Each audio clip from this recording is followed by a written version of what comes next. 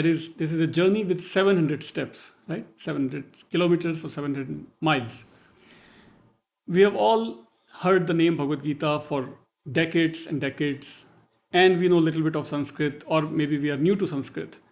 So in this series, we are learning Sanskrit and we are learning the Bhagavad Gita together, right? So we take each verse of the Bhagavad Gita and analyze it grammatically and vocabulary wise. So let's begin. Chapter 1, verse 1. As we know, Arjun Vishad Yoga is the first chapter. And the first verse after Dhritarashtra Uvach, the first verse is Dharma Kshetre, Kurukshetre, Samaveta Yuyutsavaha, Mamakaha Pandavaschaiva, Kim Akurvata Sanjaya. So these are very simple words here. The battlefield is ready. Dhritarashtra is asking Sanjay what is going on in the battlefield, right? So we are using here Winthrop Sargent's translation of the Bhagavad Gita, in which he analyzes each word grammatically. The book was edited by Professor Chris Chappell and it was published by SUNY Press, State University of New York Press. All right, let's take the verse now. Dharma Kshetre, Kurukshetre. Very easy. Dharma Kshetre, the Kshetra of Dharma, right? The field of Dharma. A field where Dharma and Adharma are battling together. So the field itself is called as Dharma Kshetra. Dharma Kshetre, when Kshetra becomes Kshetre, it becomes locative, that is Adhikaran Karak in Sanskrit. In the field or on the field, Dharma Kshetra. It's a Tatpurush Samas, Dharmasya Kshetraha, right? Field of Dharma, Dharma Kshetra. The second word is Kurukshetra. That's a very easy to identify. Kurukshetra is a place near Delhi, a couple of hours drive from Delhi. So Kurukshetra means a field that is called as Kuru. In that field, in the field of Kurukshetra, in the field of Dharma, Dhritarashtra is asking. Second word, third word, Samaveta Yutsavaha. Samaveta means those who are assembled together. Samaveta. Samaveta is a past participle, or what is also called as Bhute Kradanta. In Bhute Kradanta, Samaveta, Samavaya is a root word, and when it becomes Samaveta, it means those who are assembled together. It's sense of the past, but with a sense of adjective. Samaveta, Yutsavaha. Yutsavaha is extremely interesting word. Yutsavaha means those who desire to fight, eager to fight, desiring to fight. Yutsavaha, in Sanskrit it's called as desiderative adjective, or in Sanskrit it is called as Sanant adjective, Sanant word, Sanant formation. So Samaveta and Yutsavaha both are referring to whom? To Pandavas and Kauravas. But how Dhritarashtra calls them? He calls them, once again, Dharma Kshetre, Kurukshetre, Samaveta Yutsavaha, Mamakaha, that is mine, and Pandavaha cha eva. Me versus them, I versus them, Mamakaha, my sons, Kauravas, right? And Pandavas, Pandavaha, that is plural, Pandavaha cha eva. So, and the other, my sons and the other. So he's clearly seeing us versus them, right? So he differentiates them. So Samaveta, Yutsavaha are adjectives for Pandavas and Kauravas, and how Dhritarashtra calls them? Mamakaha, plural, and Pandavaha, plural. So Sanskrit has three numbers, so singular and dual and plural, right? So Ekvachan, Dvivachan, and Bahuvachan. In Hindi we don't have Dvivachan, but Sanskrit has three: Ekvachan, Dvivachan, Bahuvachan. So these are all Bahuvachans. Samaveta is a Bahuvachan. Yutsavaha is a Bahuvachan, of course, right? 5 plus 100 plus the millions of people who were assembled there to fight. So Samaveta, Yutsavaha, desiring to fight. Mamakaha, mine. Pandavaha, Pandavas, cha eva. Indeed, so indeed they are assembled. Eva is to emphasize. Cha eva. Kim, what? Akurvata. Akurvata is a past tense, which is lang lakar, called as lang lakar in Sanskrit. Lat lakar is Vartman present tense. Lang lakar is past tense. So Kim Akurvata. What are they doing? What did they do? What did they do? What are they doing? What were they doing? Sanjaya. Sanjaya is his minister, Dhritarashtra's minister. So Dhritarashtra is talking to Sanjay. Please tell me, what are they doing? What did they do? Akurvata is past tense. So he's asking Sanjay, what did they do? In this Dharma Kshetra, Kurukshetra, Samveta Yutsava, desiring to fight, assembled together, what are they doing? Yutsava, by the way, is a very similar word to Jigyasu. Jigyasu means desiring to know. Yutsu, singular, would mean desiring to fight. Yutsu, plural, becomes Yutsavaha. Jigyasu, plural, will become Jigyasavaha. So that is how Sanskrit works. If it ends with U, it becomes vaha is the suffix that gets added to yutsu becomes yutsavaha. So once again, dharma kshetre, kurukshetre, samaveta yutsavaha, mamakaha pandavaha cha eva, kim akurvata sanjaya. So that completes our first verse, chapter 1, verse 1. And this is how we will be doing. We'll take each word and we analyze the word, the vocabulary, the grammar, and so on. Sanjaya is the minister to King Dhritarashtra who relates to him the bulk of the Bhagavad Gita. The name simply means completely victorious. Right? Completely victorious is the meaning of Sanjay. Dhritarashtra we discussed in the first episode. Dhritarashtra simply is a Bahuvrihi Samas. It refers to the king whose name has two words, Dhrita and Rashtra, by whom the kingdom is assembled together. Right? So kept together and the kingdom are the two words in Dhritarashtra, which is referring to the emperor Dhritarashtra, who is the father of the Kauravas, as we all know. So that completes our first episode, and now we go on to the second verse. Chapter 1, first verse was when Dhritarashtra Uvacha, Dhritarashtra spoke. Now we go on to the second verse in which Sanjay is speaking. So what is he saying? What is the verse saying? Sanjay Uvacha. Simply, Sanjay spoke. The narrator, the minister to King Dhritarashtra, he spoke. It's past tense, lang lakar again, as we saw last time. So what did he speak? What did he tell Dhritarashtra? How did he respond to Dhritarashtra's question? So question by Dhritarashtra was, Pandavas and Kauravas, my sons and the Pandavas, what did they do at the battlefield? Now Sanjay is replying to his question. What did Sanjay say? What is Sanjay saying? Sanjay is saying, Drishtva tu Pandava nikam vyudham duryodhanas tada acharyam upasangamya raja vachanam abravit. Very simple lines, very simple. Literally, if we translate, he says, Sanjay spoke, seeing indeed the army of the sons of Pandu arrayed, King Duryodhan, approaching his master, his acharya, his guru, Dronacharya, that is, spoke these words. And what those words are, that we'll see in the next verse. But for now, let's study the words that are used in this particular verse, the second verse. Right? So, Drishtva tu Pandava nikam. Drishtva is an interesting word. Drishtva, in the sense, is a gerund in English, or in Sanskrit also known as Twant or Lebant verb formations. Twant happens when there is no prefix to the verb, right? So drish is a root verb dhatu. So drish becomes drishtva. There is no prefix before drish, so drish becomes drishtva. So it's a Twant formation. So drish is to see, drishtva is having seen. Dekh kar in Hindi, what we say is dekh kar in Hindi, here it's drishtva in Sanskrit, or having seen. Then drishtva tu. Tu is simply the Hindi, another Hindi word that comes to my mind. Tu is simply to, dekh kar to dekh kar, or then having seen, or indeed having seen, truly having seen. Tu is just to emphasize. Pandava nikam, Pandava again, Pandavas pertaining to the sons of Pandu. Anikam is an interesting word. Pandava Nikam, if we break it apart, there is a Sandhi, Dirgh Sandhi, Swar Sandhi. If we break it, Pandava and Anikam. Pandava is the Pandavas. Anikam is army. I didn't know this word. I mean, as I'm sharing these episodes, I'm also refreshing my memory. My learning is being strengthened as well. Anikam means military or army or fighting force. Anikam. Masculine, nominative, accusative, singular. Anikam. Having seen the army, what is he saying? Vyudham duryodhanastada. So once again, drashtva tu Pandava nikam.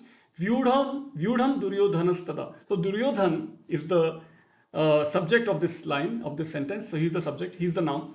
So what is Duryodhan doing? Duryodhan is seeing the army of Pandavas. And he's having these reactive thoughts. We'll see in a second. So what the line is saying is that drashtva tu Pandava nikam, army of Pandavas having seen, Vyudham Duryodhanastada. Vyudham is an interesting word also. We all know the word chakra view, right? The formation of the army like a chakra, like a wheel, like a circle. Vyuham, chakra view. View word we are already familiar with, but Vyudham is an interesting word. Vyudham is synonymous with Vyuham. So Vyudham Duryodhanastada. So Vyudham is army of Pandavas. Duryodhanaha tada, then. So Duryodhan, having seen the army of Pandavas, what does he do? Acharyam upasangamya. Acharyam, Dronacharya, his teacher of the archery, that they all learned their archery from Dronacharya. Upasangamya. Upasangamya means to go near the Acharya. Right? Upasangamya is another gerund. So this time it is not Tvant, it is Lebant.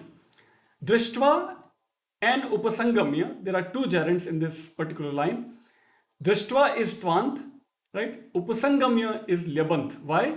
Because Sang is the root word, then Upa is the prefix, right? So, Upasang. So because there is a prefix, the Upasanga becomes Upasangamya. Ya is the ending, right? Whereas in Drishtva, Va is the ending. Because Drish had no prefix. So Drish becomes Drishtva. Upasanga becomes Upasangamya. So there is one ending has Va, other ending has Ya ending here. So Upasangamya. Acharyam Upasangamya. So having seen the army of the Pandavas, Duryodhan approaches the Acharya and does what? Raja Vachanam Abravit. Raja, who is the Raja here? Obviously, Duryodhan is the Raja because he is the subject of this line, this verse. Raja Vachanam, words or sentence. Vachanam, we all know Vachanam is speech or sentence or line. Abravit, another lang lakar, simple past tense. He spoke. Raja spoke this line to the Acharya, to Dronacharya, having approached Acharya, having seen the army of the Pandavas. So this is a simple line. Sanjay is replying to Dhritarashtra that, once again, Drishtva tu Pandavanikam, Vyudham Duryodhanastada, Acharyam Upasangamya, Raja Vachanam Abravit. Very simple line, very simple narration is now just going to start. Dhritarashtra asked in the first verse, what did they do? My sons and Pandavas. Now, next, that is third verse of chapter 1 of Arjun Vishad Yog in the Bhagavad Gita. Let's take a look. So in this verse, again, Duryodhan is speaking and Sanjay is narrating to Dhritarashtra. What is Duryodhan saying? Duryodhan is talking to Acharya, that is Dronacharya. What is he saying? He is saying, Pashyaitam Panduputranam Acharya Mahatim Chamum Vyudham Drupadaputrena Tava Shishyena Dhimata. What are these words? Pashyaitam. So if we break those two words, it's Pashya Etam. Pashya is vocative, means when you're talking to somebody, it's called imperative. That is lot lakar in Sanskrit. So he's talking to Dronacharya. So Duryodhan is asking Dronacharya to see. What to see? See, look at the other side. Your own disciples, your own students have created this massive army ready to fight with us. So he's trying to agitate Dronacharya. We have to get ready and make sure you put your best efforts. Make sure you don't forget you're fighting your own disciples, your own students.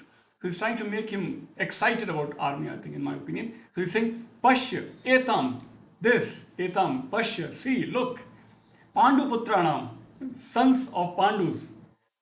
Pandu Putranam, not this is genitive, this is Sambandh, Putranam, plural, right? Of the Pandu Putras, the sons of Pandu. What are those that is of referring to? To the great army. Acharya, Mahatim Chamum. Chamum means army. Mahatim is great army, great. And Acharya is again vocative, is talking to Dronacharya, so he's calling him, hey Acharya, oh Acharya. Pashya, see, the army, the great army of the Pandu Putras, the sons of the Pandu. Vyudham Drupada Putrena. Vyudham is another word for Vyuham or Vyudham, which means a formation of army, right? Like I mentioned in the previous episode, Chakravyuh is, everybody knows Chakravyuh is the formation of army in the form of a circle or a wheel or a chakra. But this is many different Vyudhas or Vyuhas they had used in this Mahabharata army, Mahabharata war. Every day apparently they had a different formation or design of the army. So he's referring to the formation of the army by using different words. So in the previous verse we had the word Vyudham, now we have Vyudham. Vyudham Drupada Putrena. Drupad Putra, the sons of Drupad. Why is referring to Drupad here? Duryodhana is very sharp, very smart. He knows that Dronacharya has long-standing animosity against Drupad because both of them were disciples at the same guru, where Drupad had insulted him after that, after their study was over. Drupad failed to even recognize Dronacharya when Dronacharya goes to Drupad's court, Darbar. So Duryodhana is using that incident to make Dronacharya again agitated against Drupad and Drupad's son. Drupad's son is Dhrashtadyumna, who is the Senapati, the general of the army of Pandavas, is the son of Drupad, brother of Draupadi, Dhrashtadyumna, right? So he's saying Vyudham Drupada Putrena. the Vyudham, that is the formation of army constructed or created or designed by the sons of Drupad, right? Tav Shishyena Dhimata. Tav Shishyena, by your students. Your students have designed this.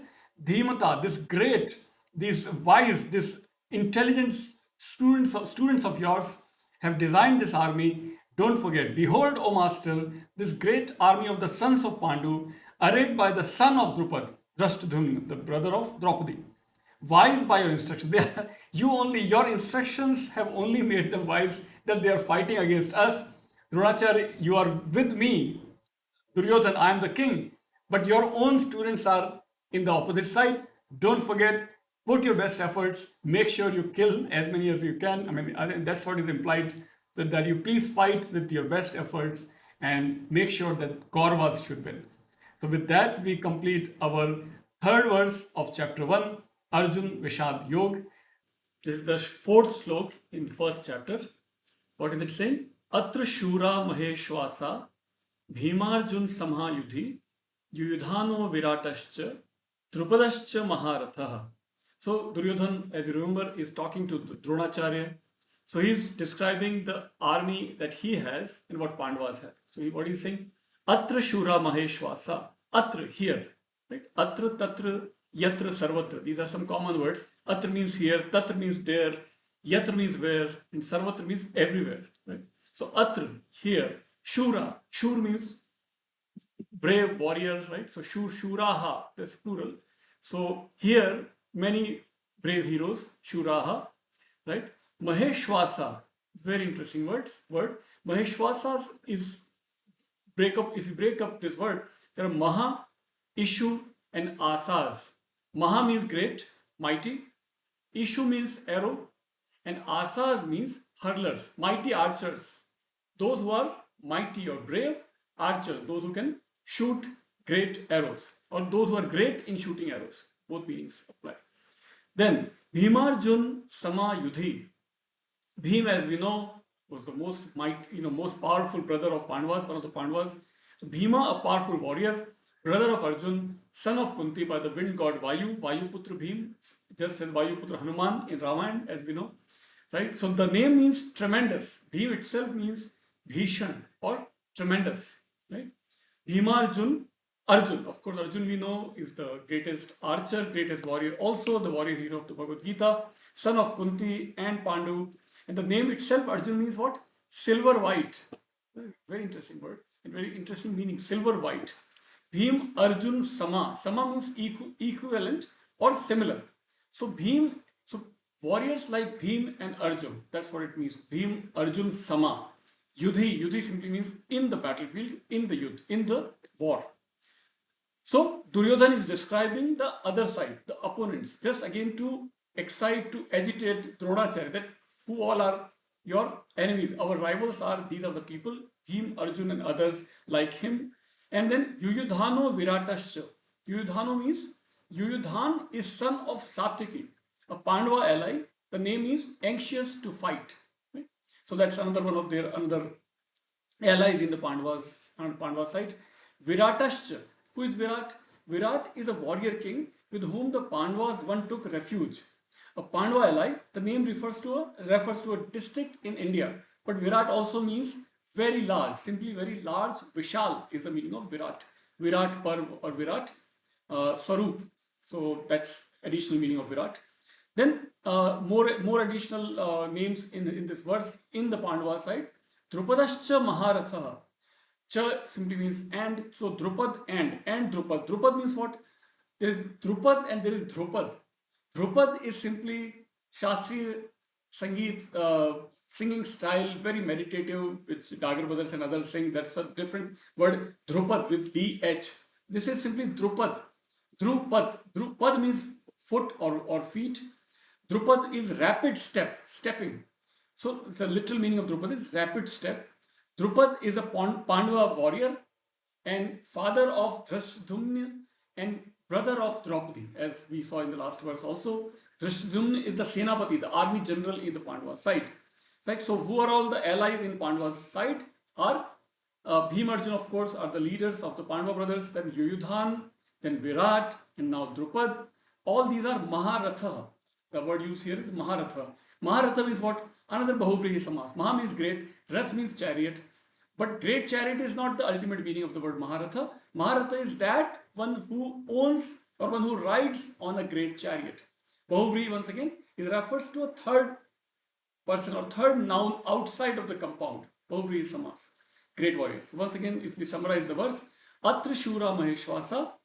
Here there are great warriors, and the other side also has great warriors. Bhima, Arjun, Samayuti, people like Bhim and Arjun in this battlefield.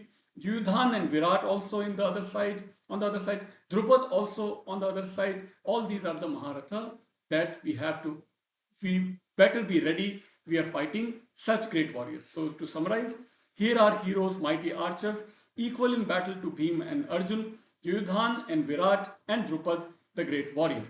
With this, we complete this verse.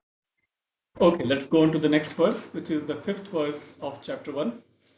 Dhrishtaketush chekitanah Kashi Rajascha Virvan Purujit Kunti Bhojascha Shaibhyascha Narapungavaha. Dhrishtaketu. Who is Dhrishtaketu? Dhrishtaketu is king of Cheti, a Pandava ally. The name is bold leader. Chekitanah. Chekitan means a prince, ally of the Pandavas. The name is highly intelligent, Chekitan. Then Kashi Raja, of course, Raja of Kashi, the present day Banaras, Varanasi, which was also ally of Pandavas. Right? Then Cha simply means and. Virivan means valorous or brave or valiant. Purujit means brother of Kunti Bhoj, a prince of the Kunti people. The name means he who conquers widely, a Pandava ally. Purujit, he who conquers widely. Kunti Bhojas. Kunti Bhoj was also a Pandava ally. And Cha again means simply and. Shabhyas means Shabhya is king of the Shibi, a Pandava ally. And Cha again means and. Nar means man.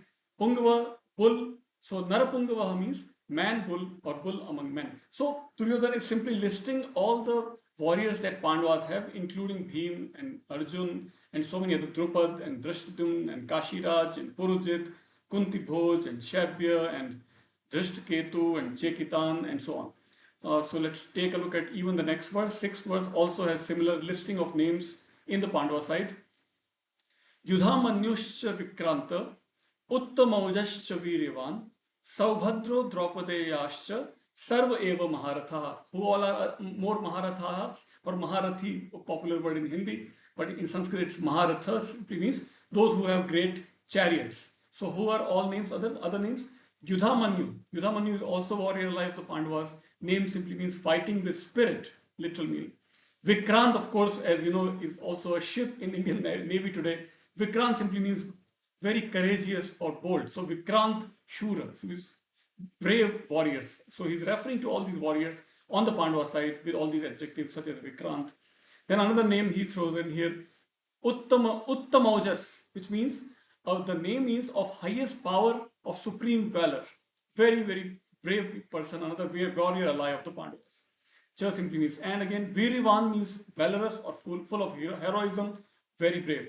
Saubhadra means son of Subhadra. Subhadra and son of Subhadra becomes Saubhadra. Who was the son of Subhadra? Abhimanyu, of course, as you know.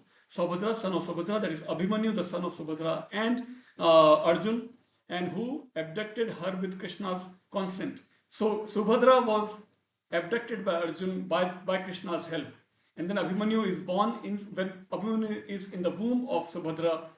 Arjun is explaining how to break the Chakravyuh to Subhadra, and Arjun picks up while in the womb, right? But as he is about to learn how to come out of Chakravyuh, Subhadra falls asleep. So he knows only how to break the Chakravyuh, but he doesn't know how to come back out of Chakravyuh. So he's killed. He breaks into Chakravyuh in the battlefield after a few days in the battlefield, as we know, but he's not able to come back because he can't hear. Even inside the womb, mother has to be awake so that the fetus can get the knowledge, apparently. Right? Then Draupadeyas, the other word, sons of Draupadi and Pandavas. Who were those sons? So Draupadi, as we know, is the collective wife of all the 5 Pandavas. The 5 sons of Draupadi from different brothers are Prativindya by Yudhishthir, Sutta Soma by Bhim, Shrutakirti by Arjun, Shatanika by Nakula, and Shuta Karman by Sahadev. These are the Draupadeyas. So there is Saubhadra and there is Draupadeya. Saubhadra is the Abhimanyu, the other name of Abhimanyu, and Draupadeya means the children of Draupadi and Pandavas. Alright, then the Cha, another Cha simply means, and Sarva means all. Eva is indeed just to fill the meter because it's all a poetic. So all these words are inserted, periodically, Cha and Eva and so on. Then another use of this word Maharatha simply again means great warrior, or the one who has this great chariot. So if we read the words again and let's do the meaning again. Yudha Manyuscha Vikranta Uttamaujascha Viryavan Saubhadro Draupadeyascha Sarva Eva Maharathaha. Meaning, and mighty Yudhamanyu and valorous Uttamaujas, the son of Subhadra and the sons of Draupadi, all indeed great warriors. Let's go on to the next verse, verse 7, chapter 1.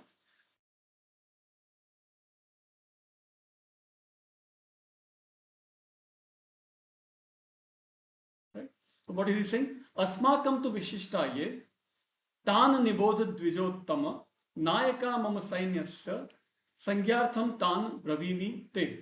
Those of us who are indeed distinguished, know them, O highest of the twice born. The leaders of my army I name for you by proper names. So he's done with listing the names of his enemies.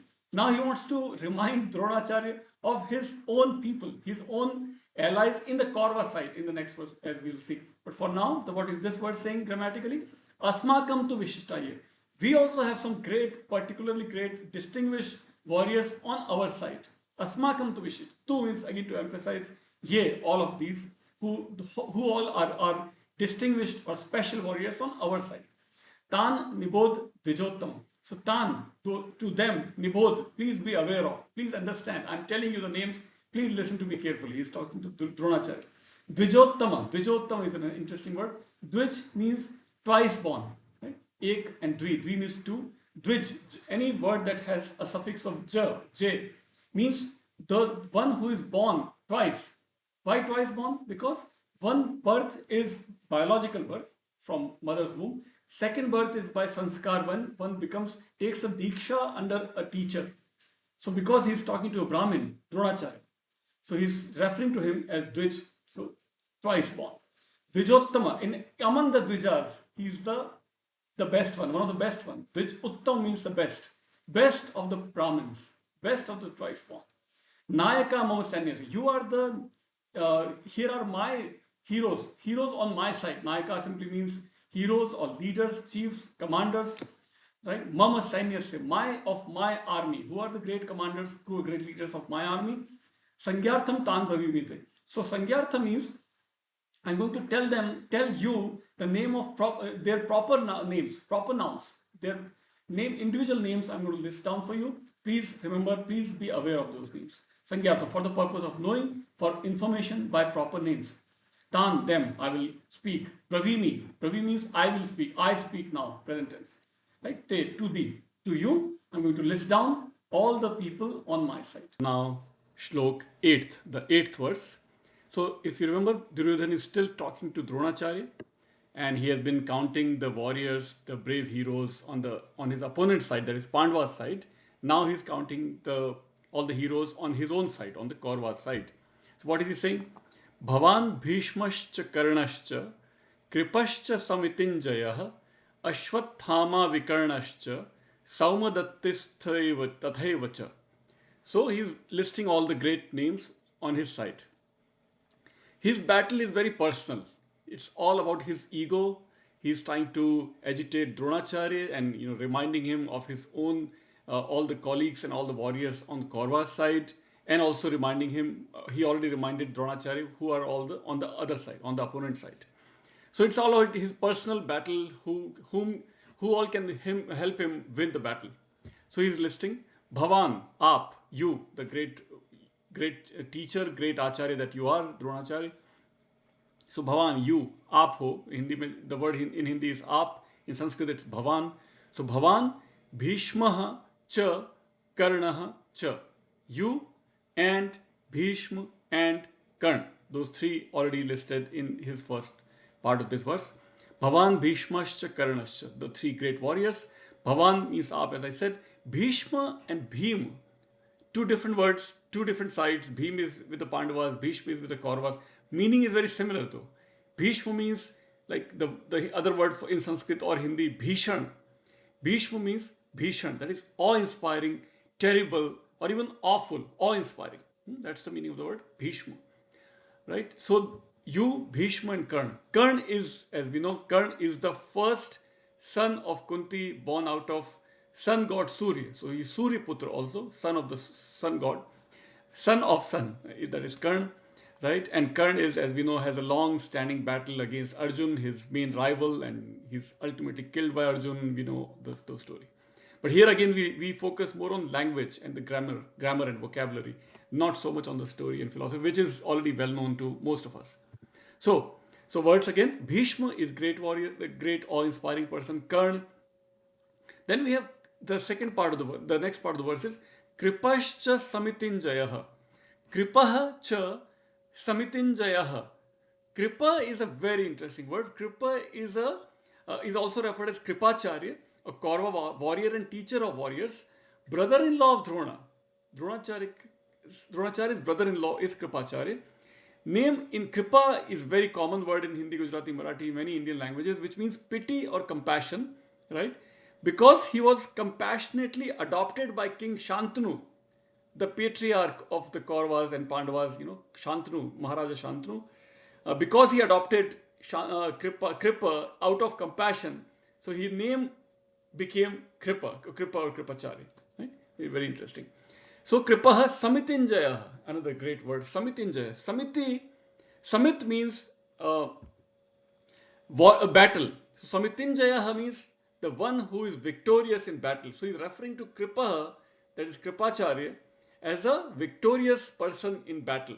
Just an adjective, very interesting, very glorifying adjective for Kripacharya. Duryodhana is using for Kripacharya as he is narrating all the names to Dronacharya. Then more names, Ashwathama Vikarnashcha or Vikarnaha cha. Right? So if you break Sandhi, right, Vikarnashcha, you break the Sandhi, Vikarnaha cha, Visarg Sandhi. Vikarnaha has a Visarg, so when it adds cha, it becomes Vikarnashcha. Right? So Ashwathama, very, very popular name. Ashwathama is, who is Ashwathama? Ashwathama is the son of Dronacharya. Literally means having the strength of a horse. Ashwa is horse, and one who can hold or stop even a horse is Ashwathama. Great warrior, great strength, Ashwathama. Ashwathama, as just a reminder for the story, when Dronacharya hears that Ashwathama is killed, he renounces all his weapons and then he's killed by Arjun. Right? But the Ashwathama is also the name of a elephant. So Yudhishthir very cunningly, very shrewdly says Ashwathama is killed, and then he reduces his volume and says either an elephant or a human being. So Dronacharya takes it as if, because Yudhishthir is saying it must be true. So Dronacharya assumes that his son is killed. So he, out of his, sadness, he just renounces his weapons and then he's killed by Arjun very quickly. So that's Ashwathama. Ashwathama is also one who is Chiranjeevi. People say, there are some shlokas which mention that Ashwathama lives forever, apparently. He's still alive somewhere on this planet, apparently. Vikarnascha, Vikarnahacha. Karna means ears. One who has special ears is Vikarna. Vikarna is another Duryodhana's brother, one of the Kauravas, who is on the Kaurava side, obviously, and who is also a great warrior. So he's listed here with Ashwathama. Then Saumadattaha Tatha Evacha. Saumadatta, another great warrior on Kaurava side, son of Saumadatta, and a warrior prince on the Kaurava side. Saumadattis Tatha Eva. Saumadatti means, so son of Saumadatta, helping Kauravas on the Kaurava side. So once again, to complete the verse, once again, Bhavan Bhishmascha Karnascha Kripascha Samitinjayaha Ashwathama Vikarnascha Saumadattis Tathaivacha. So it literally means your lordship and Bhishma and Karna and Kripa, always victorious in battle, Ashwathama and Vikarna and the son of Saumadatta also. We have these great names, great warriors on our side, so we should be able to win. That's what Duryodhana is claiming to Dronacharya. The next verse, now the ninth verse. We go on to ninth verse now. Anyecha Bahavaha Shura Madarthe Tyakta Jivitaha Nana Shastra Praharnaha Sarve yuddha visharadaha. Again, he's boasting his own side and very confidently he's saying that many other heroes whose lives are risked for my sake, attaching with various weapons, all skilled in battle. So if you take each word separately now, Anya, Anye cha bahava shura. Anya means others. Anya, as you know, very common Hindi, Marathi, Gujarati word. Anya means others. So there are many others, he's saying. Bahava, many others. Shura, brave warriors.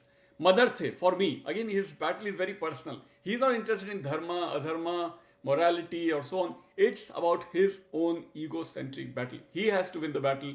He has to keep the kingdom. He doesn't want to share any part of his kingdom with Pandavas. But Pandavas are fighting to re-establish dharma, as we will see later in second chapter, that when adharma is arising, dharma is declining. Yogeshwar Krishna, that is, that's the incarnation, avatar, and he is taking help of Pandavas to re-establish dharma. Nothing like that for Duryodhan. It's all about his ego. So he's saying, Madarthe, for me, tyakta jivitaha. They can relinquish their life. Tyakta. Tyakta is past participle. Tyakta comes from tyaj as the root. Tyaj means to abandon.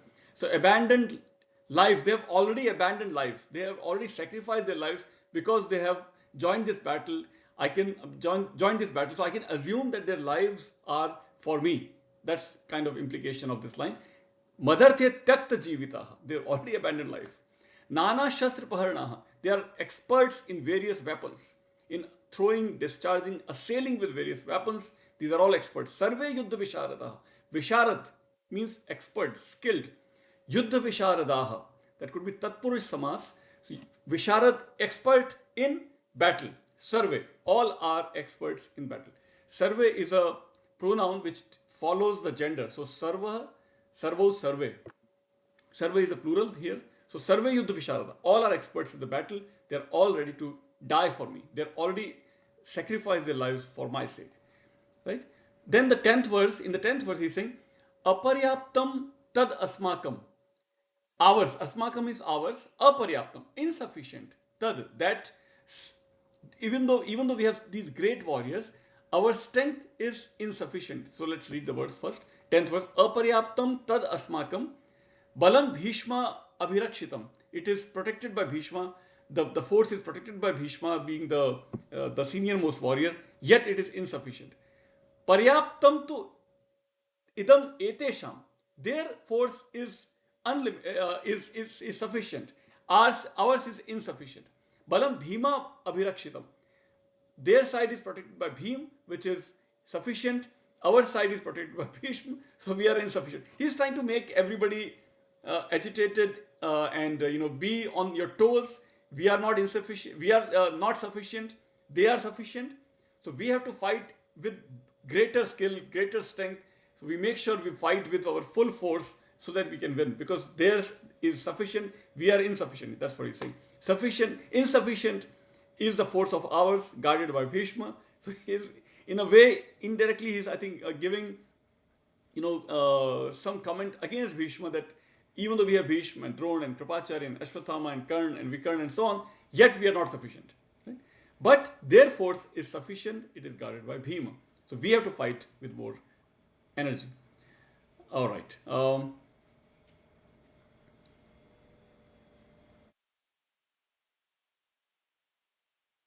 Yes, so next one is 11th verse. Ayaneshu cha sarveshu. Ayaneshu cha sarveshu yatha bhagam avasthitaha bhishmam eva abhirakshantu bhavantaha sarva eva hi. He's saying ayaneshu. Ayaneshu, very interesting word. Ayan means movement, travel, journey. So in all your movements, in all your journeys in this battle, you make sure that you protect Bhishma. Ayaneshu cha sarveshu. In all your movements, yatha bhagam avasthitaha. Wherever you are, in your respective places, avasthitaha, you're stationed, you're placed in various positions in this battlefield. Make sure Bhishmam eva abhirakshantu. Your first priority is to protect Bhishma. Bhishma eva, emphasizing eva, he. Bhishma ko he. Abhirakshantu. Please make sure you protect Bhishma. Bhavantaha sarva eva hi. You, all of you. Bhavanta again is the respectable pronoun for Hindi word aap, which we use for aap log. So he's saying in pronoun, in plural, in Sanskrit, bhavantah sarva evahi. So your job, your principal duty is to protect Bhishma, because we are not sufficient. They are sufficient, we are not sufficient. Our leader is Bhishma, but we have to make sure we have to protect Bhishma. So that completes our chapter, first chapter's 11th verse, where Duryodhan is narrating all the warrior names, and then we go on to the next action in the same chapter. So to conclude this episode, let's read the verse again. The 11th verse. Ayaneshu cha sarveshu yatha bhagam avasthitaha bhishmam eva abhirakshantu bhavantah sarva evahi. And in all movements, stationed each in his respective place, all of you indeed protect Bhishma. That completes our 11th verse for first chapter. We finished 11 verses so far. In the 12th verse, so far Duryodhan has been listing the names of the great warriors on his opponent's side, his own side, right? Now he has excited everybody so much, especially Bhishma, the leader of the Kaurava side, the general, army general. So what is happening in these two verses is that everybody is so excited. They are blowing their conch, shankh dhvani. They are beating some big drums and so on. So that's what is happening in the verse 12 and 13. So we'll do in this episode 12 and 13. 12th verse first. Tasya sanjanayan harsham kuru vruddha pitamaha singhang nadam vinadyochaiha shankham daddhamau pratapavan. So it's just hyperbole for sounds and instruments of sounds and what all is happening. Tasya sanjanayan harsham, by the excitement, by joy, delight, because Duryodhana has been describing his side, other side, ready to fight, ready to war, ready to battle. So be ready, be ready. So he has energized everybody, right? So as a response to Duryodhana's call to fight, Bhishma suddenly gets excited and he wants to make Duryodhana happy apparently. So what he does, Kuru Vruddha Pitamaha, Kuru Vruddha. Kuru means the Kuru clan. The oldest of the Kuru clan, Vruddha, right? Aged, seniormost. Pitamaha, seniormost, the great grandfather, right? Past participle, grown, large, aged, all these are the words for Vruddha, right? Vruddha means Buddha in Hindi, Vruddha is Sanskrit. Pitamaha simply means great father or great grandfather, Pitamaha Bhishma, as we all know very well. Singhanadam vinadyo chaiha, right? Singhanadam is like a lion, he's roaring. So imagine Bhishma at the age of more than 100 years, at least 100 years. He's roaring like a lion. It's like ageless person or the most energetic person that Kauravas have is Bhishma, and he's also the oldest person. Singhanadam, right? Vinadya, sounding forth. So he's crying. Uchchaihi. In Hindi we say Ucha boliye na. That Ucha boliye has come from Sanskrit Uchchaihi. Uchchai means sound with a heavy volume, high volume, loudly, very loudly. Uchchaihi. Uch means high, of course. Uchchai, Uche se boliye, with a louder volume. Shankhad daddhamau pratapvan. Shankham, of course, conch horn. Shankh is the conch horn. Daddhamau, he blew, the past tense for blowing the horn.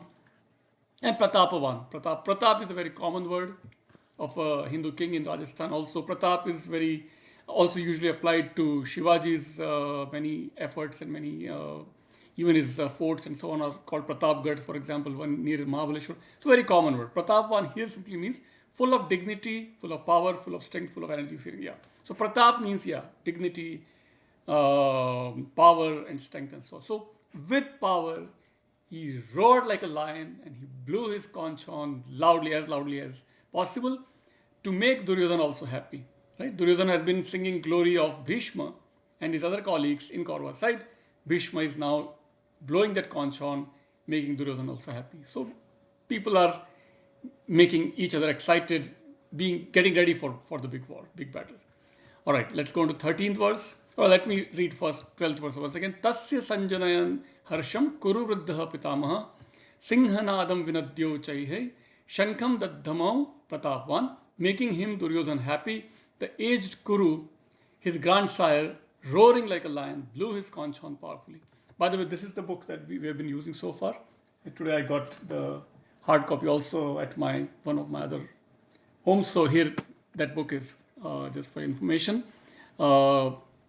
Translated by Winthrop Sargent, edited by Professor Chris Chappell, one of my professors long back, but he's still there in California, he's still teaching, but yeah, that's the book.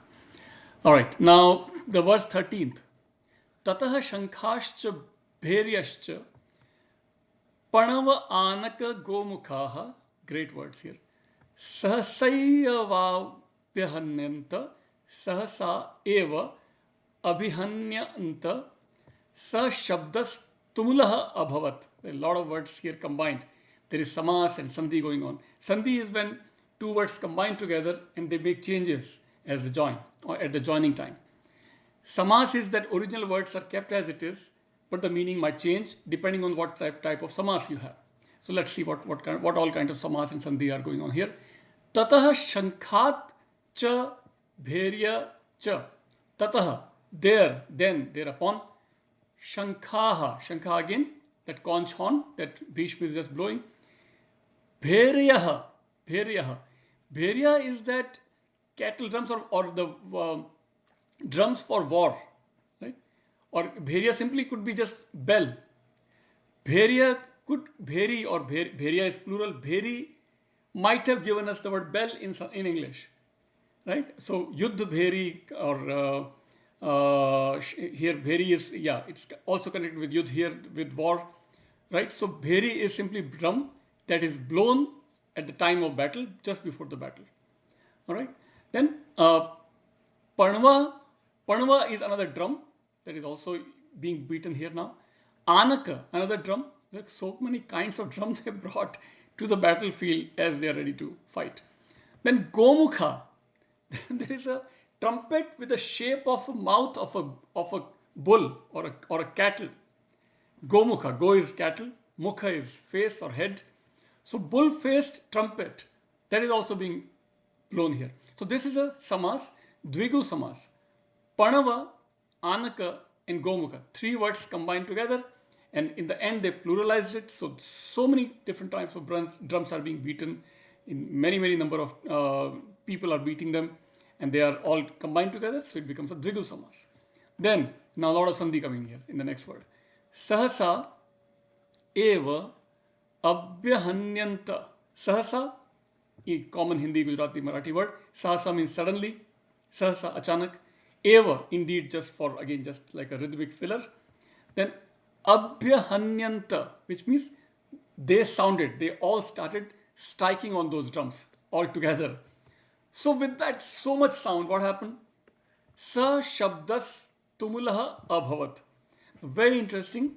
Sa shabdas. This sound created, what did it create? Tumulaha abhavat. Tumul means tumultuous. Who knows? Tumultuous in English might have come from tumul in Sanskrit, which means simply noisy. Right? Abhavat happened.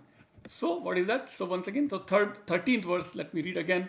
And then, so tataha shankhascha bhairyascha panva anaka gomukhaha sahasa eva abhyahanyanta sa shabdas tumulo bhavat. And thereupon, the conch horns and the cattle drums, the cymbals, drums and trumpets, all at once were sounded. The uproar was tremendous, tumultuous. So that completes our 13th verse. Next verse, we go on to the Pandava side and see what happens. Here, it is all about war. It's all about winning. My personal battle, my personal victory, as Duryodhan claims, as Duryodhan desires. Is that what is happening in Pandava side? We are on verse 14 on chapter 1. So let's start. Tataha shvetair hayair yukte mahati sendane sthitau madhuvaha pandavaschaiva divyau shankhau pradhad matuhu. So far what has been happening? Duryodhan was trying to agitate, trying to get his colleagues excited, especially Bhishma Pitama. Everybody was, he was listing all his warriors on his side. They were all blowing conch horns, shankh dhvani, at a major, louder, very loud voice, loud sound. And they were all blowing their conch horns, shankh, in a very seniority level order. So Bhishma would blow his conch horn first and then the rest. Now we come to the Pandava side. right? So Sanjay is narrating the entire incident to Dhritarashtra, right? War is about to begin. Duryodhana's side is ready now. Kaurava side is ready. Now the Pandava side. All right. What is happening in Pandava side? Tataha shvetaihi. Then thereupon, tataha shvetaihi, white, shvet. Shvet, which gives us the word safed from Persian, and then it enters Hindi, safed, and many other Indian languages. So shvet, safed, shvetaihi. Hayaihi. Hayaihi is horses. It's a unique word. I mean, we don't use it in Hindi or other Indian languages, but this is coming from Sanskrit. Hayaihi. Hayaihi shvetaihi means white horses. Yukte, united, combined, joined. Yukt. Yukt comes from the yuj root, which gives us the word yog also in Sanskrit. Yoga comes from yuj, to unite, to join, to yoke. The same word here as in past participle becomes an adjective, yukte, which means horses are joined. White horses are joined where? To a chariot. Whose chariot? Let's see. Mahati Syandane Sthitau. Mahati means in the great. Syandane, fast running in the chariot. Syandane, fast running in the chariot. So chariot has these white horses. Sthitau, established, standing, situated. Madhavaha, Pandavaha cha eva. Madhava, Krishna, of course. Madhava is derived from the word Madhu. So Krishna apparently is derived from a patriarch called Madhu. Madhu literally simply means honey. But in his dynasty, in his Yadu dynasty, Yadavas that is, they were all descendant from Madhu, right? And but there is also a Madhu who is an Asura who is killed by Vishnu. That's a separate Madhu. Here Madhu simply means Madhavaha as descendant of Madhu. Madhu also means honey, Madhava, which means extremely sweet or Madhur. So there is Madhurashtakam by Vallabhacharya. So all those words are, these words can have multiple meanings. So Madhava also means very charming, very sweet. Madhav can also means one who is descendant of Madhu. So here simply is Madhava, Krishna, Pandavaha, cha eva. All the Pandavas, that is son of Pandu, that is Arjuna and Bhishma and Yudhishthira and Nakul and Sahadev. Pandu was the official father of Pandavas, but they were also derived from, so as we know, Arjun is son of Indra and Bhima is son of the Vayu, right, wind god, and so on. So Pandu was son of Pandu, so Arjuna and so on. Pandu was the brother of Dhritarashtra and officially the father of the 5 Pandavas. We all know this, right? So Madhava, Pandava, Chaev. So they are also blowing their conch horns, their shank. But here, most interesting, first shank is blown not by the army general, that is Dhrishtadyumna. In Kaurva side, the first shank was blown by Bhishma, who is the army general, Senapati. Here, first shank is blown by Krishna. So that's what the contrast is. Here the dharma, right, the divinity takes the precedence over official army seniority or ranks or whatever, right? Here Krishna will blow the first horn. The Krishna whose chariot horses are white, so that's why we see here white horses. And Krishna in Pandava side, Krishna is blowing his shank. And so Divyau Shankau Pradhat Matuhu, right? So Divyau, of course, divine sound. Shankau, shank, as I said, conch horns. Pradhat Matuhu means they two blew forth. So Krishna and Arjun, one by one, have blown their shank just in this verse. So verse 14, once again. Then standing in the great chariot, yoked with white horses, Krishna and Arjun sounded forth their divine conch horns. So that completes verse 14. Now verse 15th. Panchajanyam Rishikeshah Devadattam Dhananjayah Pondram Dadmau Mahashankham Bhim Karma Vrikodaraha. Now after Krishna and Arjun are blowing their horns here, their shankha, the other Pandavas will also start blowing their shankhas. Right? So conch horns or shankha. So Panchajanyam Rishikesha. Rishikesha, who is Rishikesha? Rishikesha means whose hair are bristled or erected, right? So that's Krishna's epithet. Krishna is called as Rishikesh. Rishikesh, of course, is a place near Haridwar in Uttarakhand where there is Ram Jhula, Lakshman Jhula and Ram Jhula, the bridges, ropeway bridges that are in Rishikesh on the river Ganga. That's this place called Rishikesh in Uttarakhand. Right? Panchajanyam. Now Panchajanyam is the name of Krishna's shank, which was taken from the demon Panchajana. after Krishna kills him. So Panchajan is killed, but his shank is now with Krishna. So Krishna blows his horn, blows his conch horn, that is shank. Then Arjun blows. So Arjuna's shank is called as Deva Dattam, God given, God donated or God gifted. That's Arjuna's shank's name, Deva Dattam. Devadatta, so here it becomes accusative, that is karma, kartane. Karta is subject, right? Karm is object. So Devadattam, ma suffix is added to Devadatt, becomes an object or becomes a karm. Kartane, karm ko. So Devadattam Dhananjaya. Dhananjaya is subject here, right? Is nominative. So Dhananjaya is blowing Devadatt. Devadatt, his shank. Rishikesh, Krishna is blowing Panchajanyam. So that's the name of his shank. Arjun's shank is Devadatt. Right? Then Pondram is the name of Bhima's shank.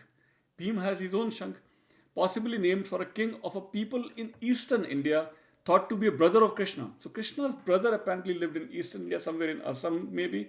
And people there probably gifted this shank to Bhim. And so Bhim is blowing the shank called Pondra. Pondra becomes Pondram, that is karm, accusative. So that's Bhima's. And then Dadmau, he blew. Maha, great Mike. Bhim karmaha vrikodaraha. Bhim karma is those whose karmas are terrible. So that's Bhim. So Bhim literally is called here as vrikodaraha, as if his belly is of a belly of a wolf.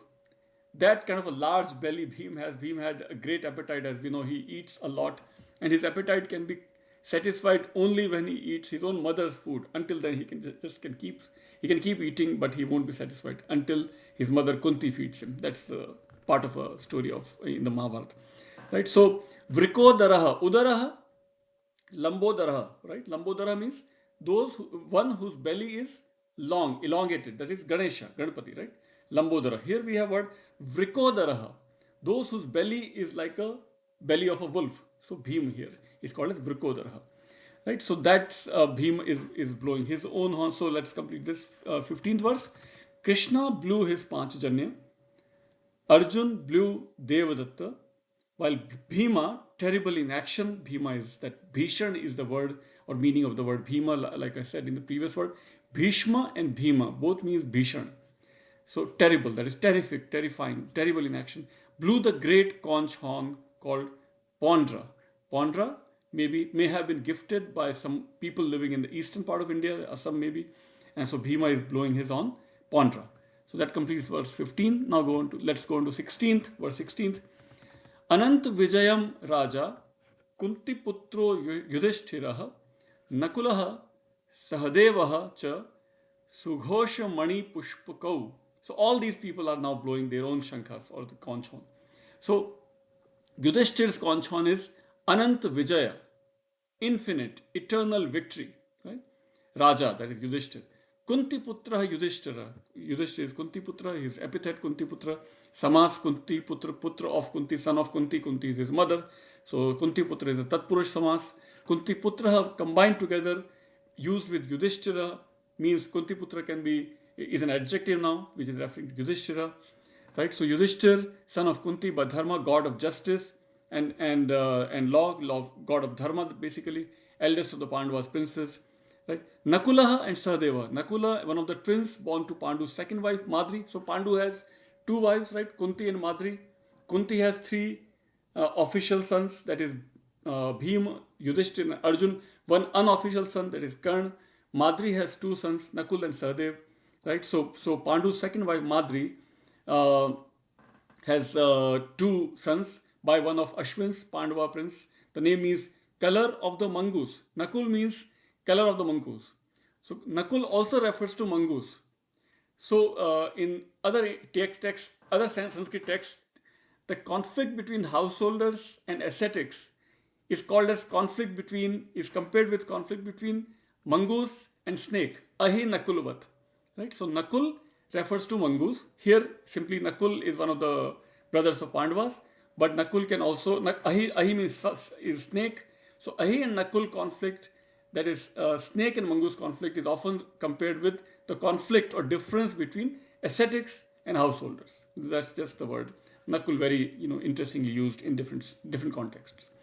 All right, then, so Nakul and Sahadev are also blowing their own shankhas, right? So what are those names of the Nakul and Sahadev shankhas or conch horns? That is Sughoshmani and Pushpakau, right? There was a question in Kaun Banega Karorpati, what is the name of the shankh or the conch horn that Sahadev blows? That's the question. That was the question, one of the questions in Kaun Banega Karorpati. So the answer is Sahadev's shankh is called as Pushpakau, right? And Nakul's conch horn is called as Sughoshmani. So let's complete this verse. That is 16th verse. King Yudhishthir, son of Kunti, blew Anant Vijay. Nakul and Sahadev blew Sughosh and Mani Pushpaka. So Sughosh is the shankh of Nakul, Mani Pushpak is the shankh of Sahadev. All of them are now blowing shankhs, as after Krishna and Arjuna have already blown their own shankh. Alright, then the verse 17th. Now again, other Pandavas are blowing their own shankh. So what's the verse here? 17th, verse 17. Kashyascha Parmeshwasaha Shikhandi cha Maharatha Drishtdyumnah Viratascha Satyaki cha Aparajitah. So other people here. Kashya, king of Kashi, a tribe, and of course Kashi, we know Banaras, Varanasi, where the king of Kashi has joined Pandava's side, right? Param Ishwa, so he is a great warrior, so he is referred as Parameshwasaha, great archer, great warrior, Kashi's king. Shikhandi, of course, we know Shikhandi, who was a female in his previous birth. His entire mission in life is to kill Bhishma, to defeat Bhishma. So Shikhandi, of course, because he is an enemy of Bhishma, Shikhandi joins Pandava side. Right? So Shikhandi is also counted here, listed here. Shikhandi, Pandava warrior, born as a girl, miraculously changed to a male, son of Drupad, and eventual killer of Bhishma, who would not fight with a woman. So Bhishma has taken this vow that he cannot fight with a woman. So Shikhandi stays in the front, Arjun stays behind Shikhandi, and together they both kill Bhishma eventually in the war, as we will see later. So Drishtdyumna, Shikhandi is listed. Yeah, then Drishtdyumna is the son of Drupad, the king, and Drishtdyumna is the brother of Draupadi, right? So Drishtdyumna is also standing there. Virataha, another emperor, is also standing there. Virata, warrior king of particular district in India, with whom the Pandava princes took refuge during the 13th year of their exile, right? And Satyaki is another colleague of Pandavas, friend of Pandavas. Yuyudhana, son of Satyaka, an ally of the Pandavas. The name means one whose nature is truth. Satyaka, which means nature of truth. Nature itself, whose nature is truth. And Aparajay. So all of these are unconquered. So once again, so if we complete this verse 17th, we have the king of Kashi, supreme archer, Shikhandi, the great warrior, Drishtdyumna and Virat, and Satyaki, the invincible. Now let's go on to the 18th verse. Again, listing of the warriors in Pandava's side. Drupadaha, Draupadeyaha cha, so that is King Drupad, that is father of Draupadi. Draupadeyaha, children of Draupadi. Draupadi has 5 husbands, as we know. So all the children of those 5 brothers, of those 5 Pandavas, have also joined the battle. So Drupadaha, so their grandfather, Draupadeyaha are children of Draupadi. Drupad is father of Draupadi. So in this one phrase here, Drupadaha, Draupadeyaha, all of them are combined together. So their grandfather and the grandchildren, they're all combined together in Pandava side, of course. Sarvashaha Prithvi Patehe. So all the kinds of different emperors, different kings. Prithvi Pati means kings and emperors of different regions, of different kingdoms of that part of India. Right? And then Saubhadraha cha Mahabahu. Saubhadra is Abhimanyu, another son of Arjun, but whose mother is not Draupadi, whose mother is Subhadra. So because he is derived from Subhadra, he is called as Saubhadraha. So that is Abhimanyu, Mahabahu, one who is with long arms, large arms, strong arms. Shankhan Dadmuhu Prithak, separate, Prithak, separately. Shankhan, all of them blew their own conch horns, their own Shankhaha. That is Drupada and the sons of Draupadi, all together, O Lord of the earth, and the strong-armed son of Subhadra blew their conch horns, each his own. So, verse 19 now. Saghosho dhartru rashtranam hridayani vyadarayat nabhasya prithvivim chaiva tumulo vyanuno nadayan. So, with this whole tumultuous sound, tumultuous noise, as if the whole earth was shaking. That's what Sanjay is describing to Dhritarashtra. So, this ghoshas, with this sound, Dhritarashtra, all the sons of Dhritarashtra, Kaurva side, and so Kaurva side, their hearts are now sort of shaking with this sound coming from Pandava side, right? Their hearts are shaking, right? Vidarayat, which means their hearts are as if bursting with this sound. Nabha Prithvi, sky is also bursting. Prithvi, earth is also bursting. And Tumulo, again, tumultuous sound. And Venunadayan, which means causing to make resonant, causing to thunderstorm, as if thundering noise coming from Pandava side is being felt in the Kaurva side. Also, the noise burst asunder the hearts of the sons of Dhritarashtra, and the tumult caused the sky and the earth to resound. So, that completes now all these blowing of different shankhas, different conch horns, listing of all the major warriors on both sides. So all of this has happened. Now in the next verse, we will see Arjun finally asking Krishna to take his chariot in the middle of the both sides, and then actual Bhagavad Gita's setting is going to happen, and then Gita's wisdom, Krishna's wisdom is going to come to us. So from verse 20 of chapter 1st, we will slowly get focus on the two major characters of Bhagavad Gita, that is Krishna and Arjun. But this completes this episode, verse 19. We are on chapter 1, verse 20. So far, both sides have been blowing their conch horns, their shanks. They've been listing down all the major warriors on both sides, the army general on both sides. Bhishma Pitama has blown the first shank from Kaurva's side.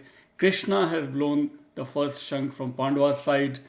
On Pandava's side, there is Drupad, that is Draupadi's father, and Draupadayaha, that is children of Draupadi, Saubhadraha, that is Abhimanyu. So mother and mother's sons are all referred with mother's name, right? So Draupadi's sons are called as Draupadayaha. Subhadra's son is called Saubhadra, that is Saubhadraha, that is Abhimanyu, and so on. That is on Pandava's side.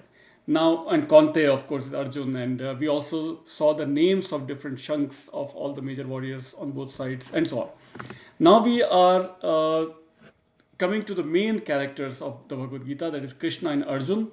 Arjun is going to ask, as we all know the story, Arjun is going to tell Krishna to take his chariot in the middle of the battlefield so that he can see both the sides, Kauravas and Pandavas, and then what happens. We know the story, but in this episode, in this series, we are doing philological analysis of the Bhagavad Gita. We are learning each word and what forms of words, vocabulary, grammar, and so on. So let's take a look at the 20th verse, 20. Atha vyavasthitan drishtva dhartr rashtran kapi dhvajah pravritte shastra sampate dhanur udyamya pandavah. Excellent verse, and we have this reference to Hanumanji in this line, in this verse, in this shlok of the Bhagavad Gita. How? Atha, that is here, then vyavasthitan. Vyavastha word we all know in Hindi, Gujarati, Marathi, many Indian languages, but vyavastha means system or arrangement. Vyavasthitan. Vyavastha se it became vyavasthit, which becomes an adjective. So arranged. Vyavasthitan. So accusative, plural. Those who are arranged in this battlefield, those who are arranged, they are ready to fight, they are standing there, but they are arranged in a battle array, almost like a vyuha or vyudha. Both sides are standing in a particular arrangement, a particular system. So atha vyavasthitan drishtva. Drishtva, that is having seen, that is gerund, dekh kar, drishtva. Having seen. Who is seeing now? Arjun is seeing. Arjun is seeing all those who are arranged in this battlefield. Atha vyavasthitan drishtva. Dhartra rashtran kapi dhvajah. Excellent words here. Dhartra rashtran. Dhritarashtra is the father of Kauravas, right? Dhartra rashtran means those who are derived or descendants of Dhritarashtra. So that becomes Dhatra Rashtra. So when a noun is derived from a previous noun, that is Subhadra, Saubhadra, Draupadi, Draupadeyaha, right? Drupad, Draupadi, Dhritarashtra, Dhartarashtra, Pandu, Pandav, Yadu, Yadav, Kuru, Kaurav. So you see this interesting pattern of some vowels getting changed. Dhritarashtra say it becomes Dhartarashtra. So a matra becomes a matra. Right? Kuru say Kaurav. So u becomes au. Right? Pandu say Pandav. So that pa, if it is already long a, it stays long a. Here Dhritarashtra short a, Dhartarashtra long a. Similarly, many times, language is now butchered on all platforms in India or elsewhere. There is a word called aparadh, but when aparadh becomes this adjectival form, it should become apradhik. Aparadh, apradhik. But everybody says aparadh, apradhik. Wrong. Rajniti, rajnitik. Wrong. Rajniti, rajnaitik, not rajnitik. Fine mistakes or subtle mistakes in languages. Language is happening in many platforms, unfortunately. But in this series, that's why we focus more on language. Dhritarashtra, Dhartra Rashtran Kapi Dhwajaha. Kapi Dhwajaha. Kapi, monkey. Kapish, Hanumanji. Kapi Dhwajaha. Dhwajaha, flag. Right? So one whose chariot has this flag on which there is Hanuman. What is that chariot? Arjun's chariot. Arjun ka rath. So one whose chariot has a flag that has Hanumanji on the flag is Arjun. So what samas this becomes? This is again Bahuvrihi samas, right? Kapi Dhwaja. Kapi Dhwaja is not the meaning of this word. Kapi Dhwaja simply means monkey flag. Right? That's no meaning. But it refers to an entity outside of this word. One whose chariot has a flag in which there is Hanumanji. So Kapi Dhwaja refers to simply Arjun, Arjun's chariot. So Arjun is looking at Dhartarashtran, plural, accusative, karta ne karm ko, second row of the noun chart in the Sanskrit language. So accusative is, he is looking at the descendants of Dhritarashtra. Dhartarashtran, Kapi Dhwaja. Kapi Dhwaja is subject of this line. Dhartarashtran is the object of this line. So Arjun is looking at Kauravas. Third part of this verse. Pravratte Shastra Sampate. Pravratte, in the coming forth, what is going to happen soon? This fighting, this battle. Shastra Sampate. In the coming together, collision of the Shastras, the weapons are going to collide. Encounter of weapons is going to happen. So everybody's pravrat means ready to fight, ready to engage in this collision of weapons. Then Dhanur Udyamya Pandavaha. Pandavaha again is referring to son of Pandu, that is Arjun here again, once again. So Arjun is the hero of the Bhagavad Gita, as we all know, with Krishna, of course. Pandavaha, Arjun, Udyamya. He is also raising up and flourishing, brandishing. He's also getting ready. Udyam simply means effort. Put your udyam, put your efforts. So he's also ready to, having invested his efforts to fight. Udyamya, he's also ready. Dhanur Udyamya, with his bow, that is Gandiv, right? His bow famously is called as Gandiv. So with that bow, he's ready to engage in this battlefield also. So once again, let's complete the verse, this 20th verse.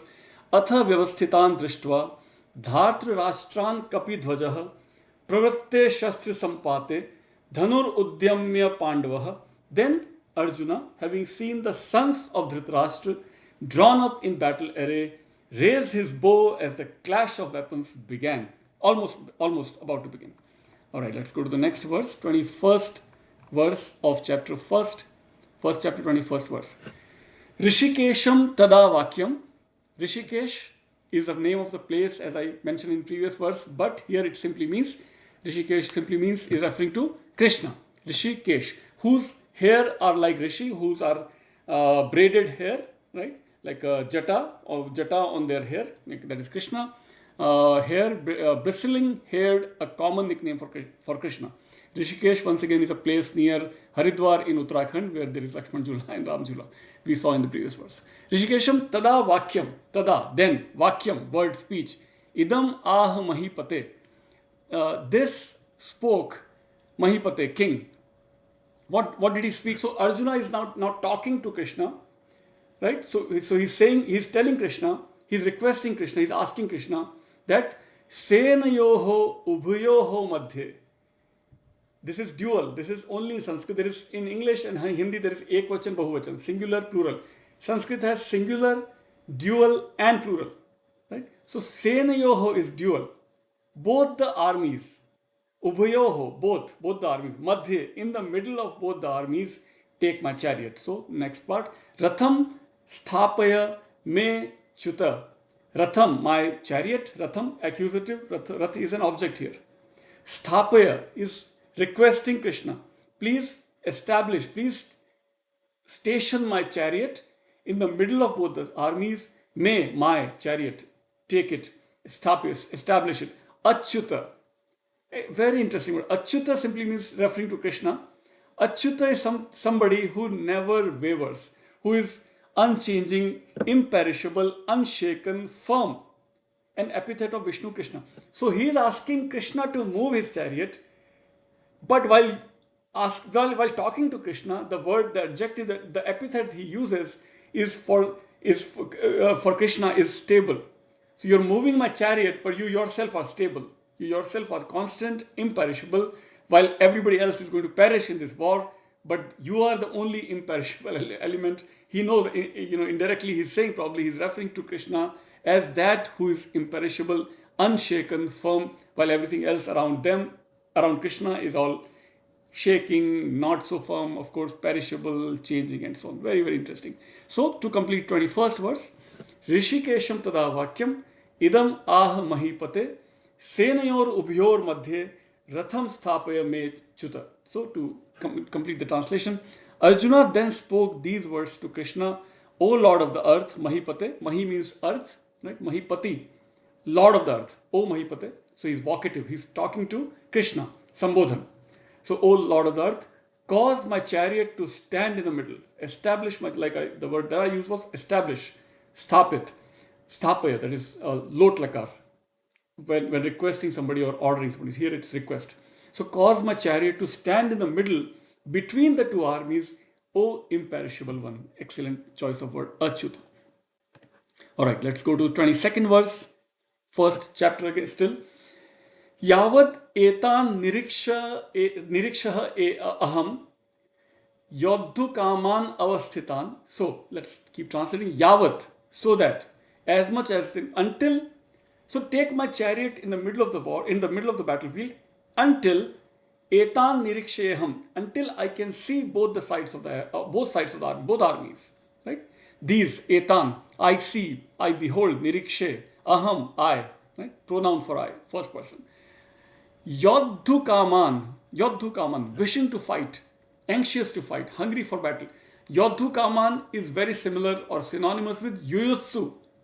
Yuyutsu is desiderative, desiring to fight. Yuyutsu most likely gave us the word martial arts word jujutsu, which is, I believe, from Taiwan or somewhere in Southeast Asia. That jujutsu style of martial arts must have this connection with yuyutsu, desiring to fight. So the Bhagavad Gita's teaching is similar to what is taught for samurais in Japan, that you fight but without emotions, without bringing your egos in it. You fight as your duty, which is the core teaching of the Bhagavad Gita, as we all know. But again, once again, we are learning the words and the vocabulary, the grammar, and so on. So yodhu kaman, kam is desire, of course. Yodhu kaman, one who has desire to fight. Yutsu. Avasthitan, once again, arranged in battle formation. So I want to see those who are desiring to fight in those arrangements, in those vyuhas. I want to be able to see both sides of the army. So take my chariot in the middle of the battlefield. Kairmaya saha yodhavyam. Kaihi, with whom? This is by he. So instrumental, kaihi, with whom? Kaha is a question mark here. Kaha is an interrogative word. Kaihi, with whom? Maya, by me. Saha, with. Yodhavyam, that I have to fight, to be fought. So this Yodhavyam is a gerundive. So Yodhavyam is very similar to the word Kartavyam. Kartavya means duty. Things that the work that is to be done. Karyam is also a gerundive. That which should be done. Kartavya, that which should be done. which should be done. Yodhavyam, that which with whom I should fight, that should be fought with. So he's asking Krishna to take my chariot once again so that I can see both sides with whom I have to fight, with whom I should fight. Asmin rana samadyume. Asmin rana samudyame. Yes. So Asmin rana, in this battle, rana is very common word. Rana for yudh, battle. Ranbheri, bheri we saw in previous verse also. Ranbheri is the instrument which makes sound before battle. Ranbheri. Bigul in Hindi, there is another word. Bigul also instrument for war. So here, Asmin Rana. Rana is Yudh, of course. Rana is also, by the way, in this book, we see Rana also means joy, pleasure, or delight. So it seems like the battle as an object of delight, which I have hard time accepting this meaning in this book, particular book, the book which you see in my background here, book translated by Winthrop Sargent. So he has used this Rana word as an object of delight, and I'm not sure. Maybe he's right. Maybe Arjun is thinking that Kauravas are taking delight in this battle. Who knows? But I would like to think at least that Pandavas are, I don't think, taking delight in this fight. The war has been forced upon Pandavas. Right? Krishna has tried to avoid this war, but the war has been forced on Pandavas, probably not on Krishna, not on Kauravas. So probably Arjun is calling Kauravas as some people who are taking delight in this fight. Who knows? Anyway, so complete 22nd verse.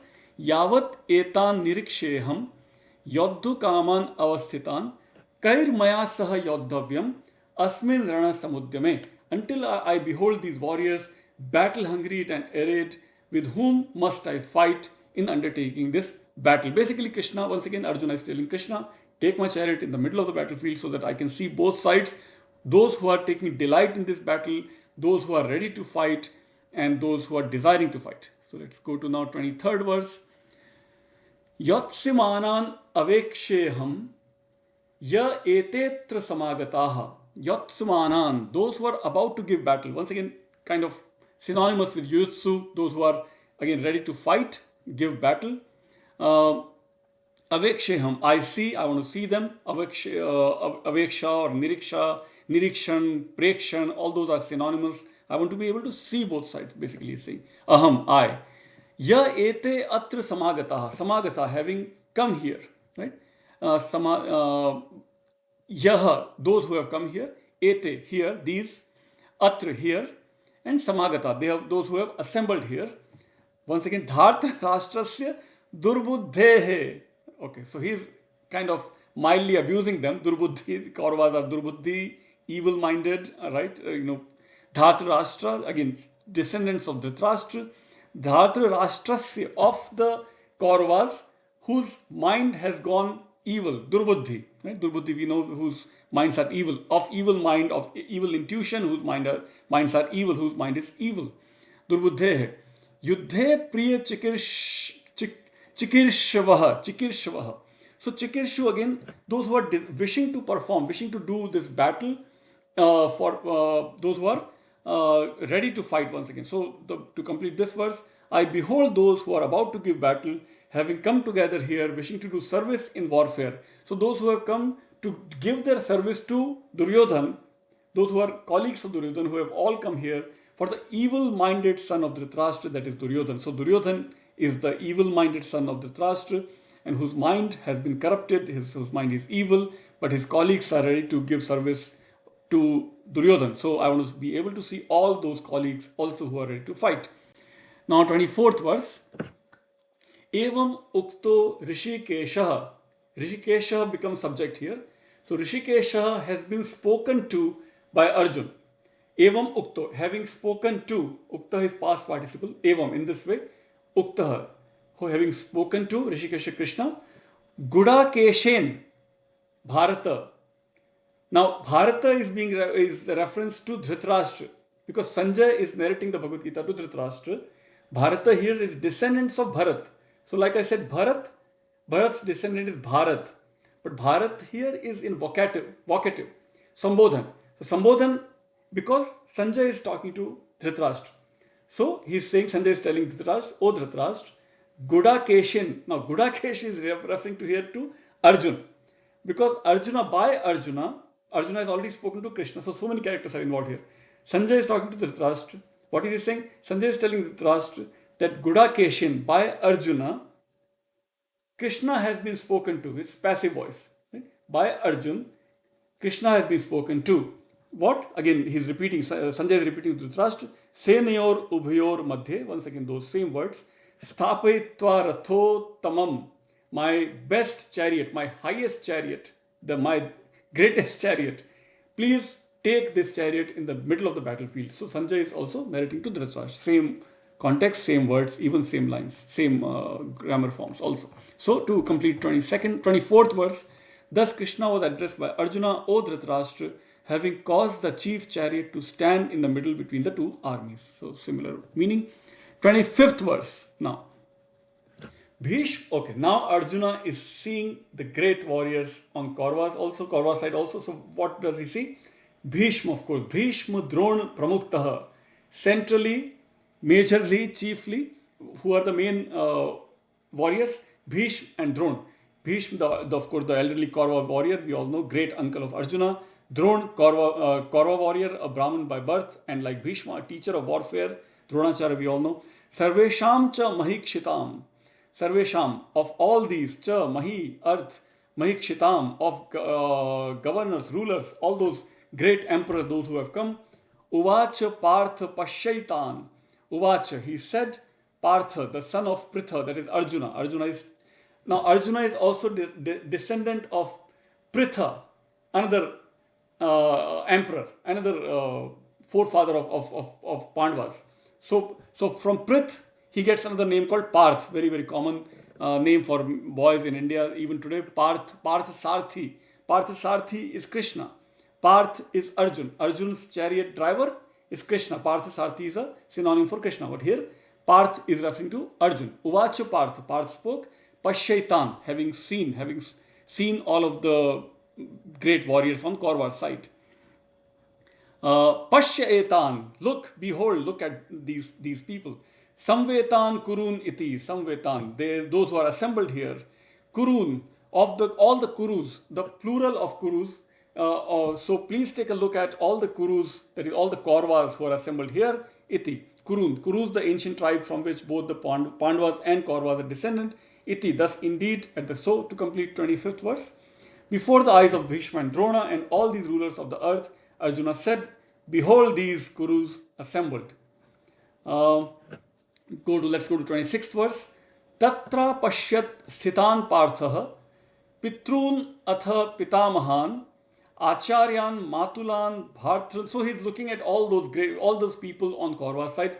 Tatra apashyat. There he saw sthitan partha. Partha, again subject. Partha is nominative here, singular.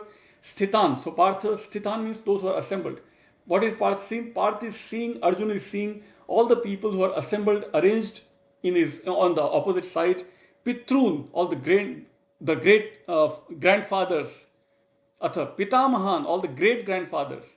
Acharyan, all his teachers. Matulan, uncles. Matulan means maternal uncles. Even my maternal uncles in general. Bhartran, that is cousins. Putran, his children. Pautran, grandchildren. Sakhins, his colleagues, friends. All those people, Arjuna, to complete this verse, 26th verse, Arjuna saw standing there fathers, then grandfathers, teachers, maternal uncles, brothers, sons, grandsons, friends as well. All of those people he sees. So Matula word is referring to mamas, the maternal uncles.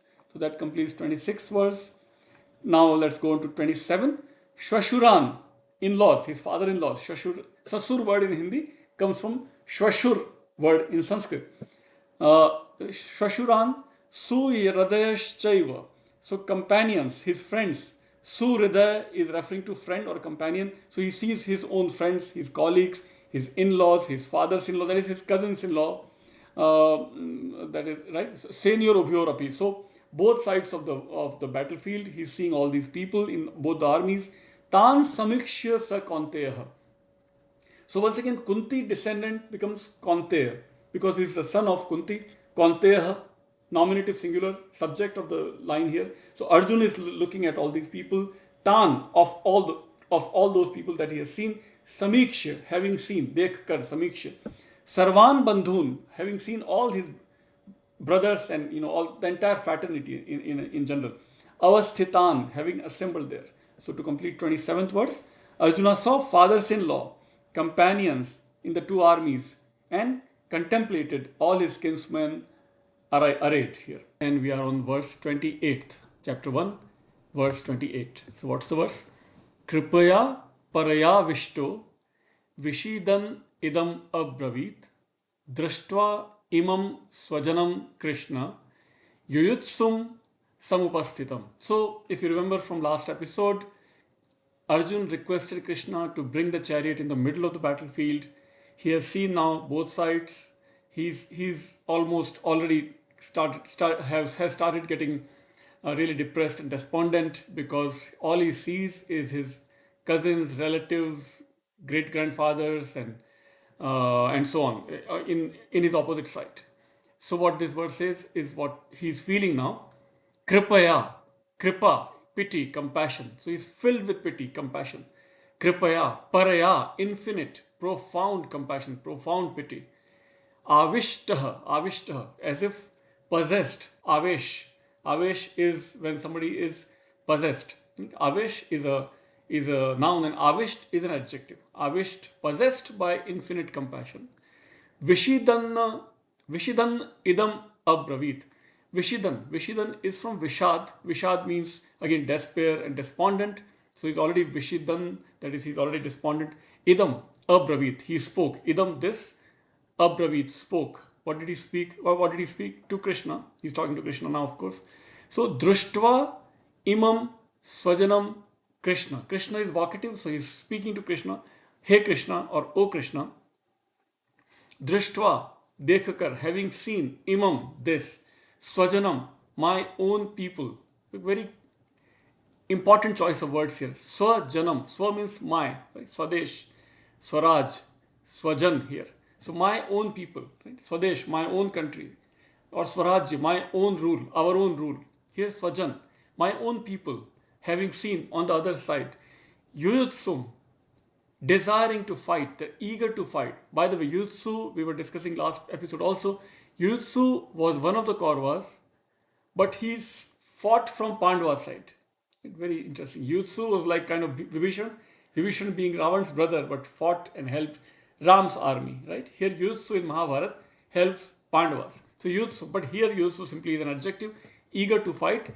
Samupasthitam, those who are here, those who are standing here and eager to fight, who are they? They are all my own people. So I'm very depressed and despondent. That's what he's saying to Krishna.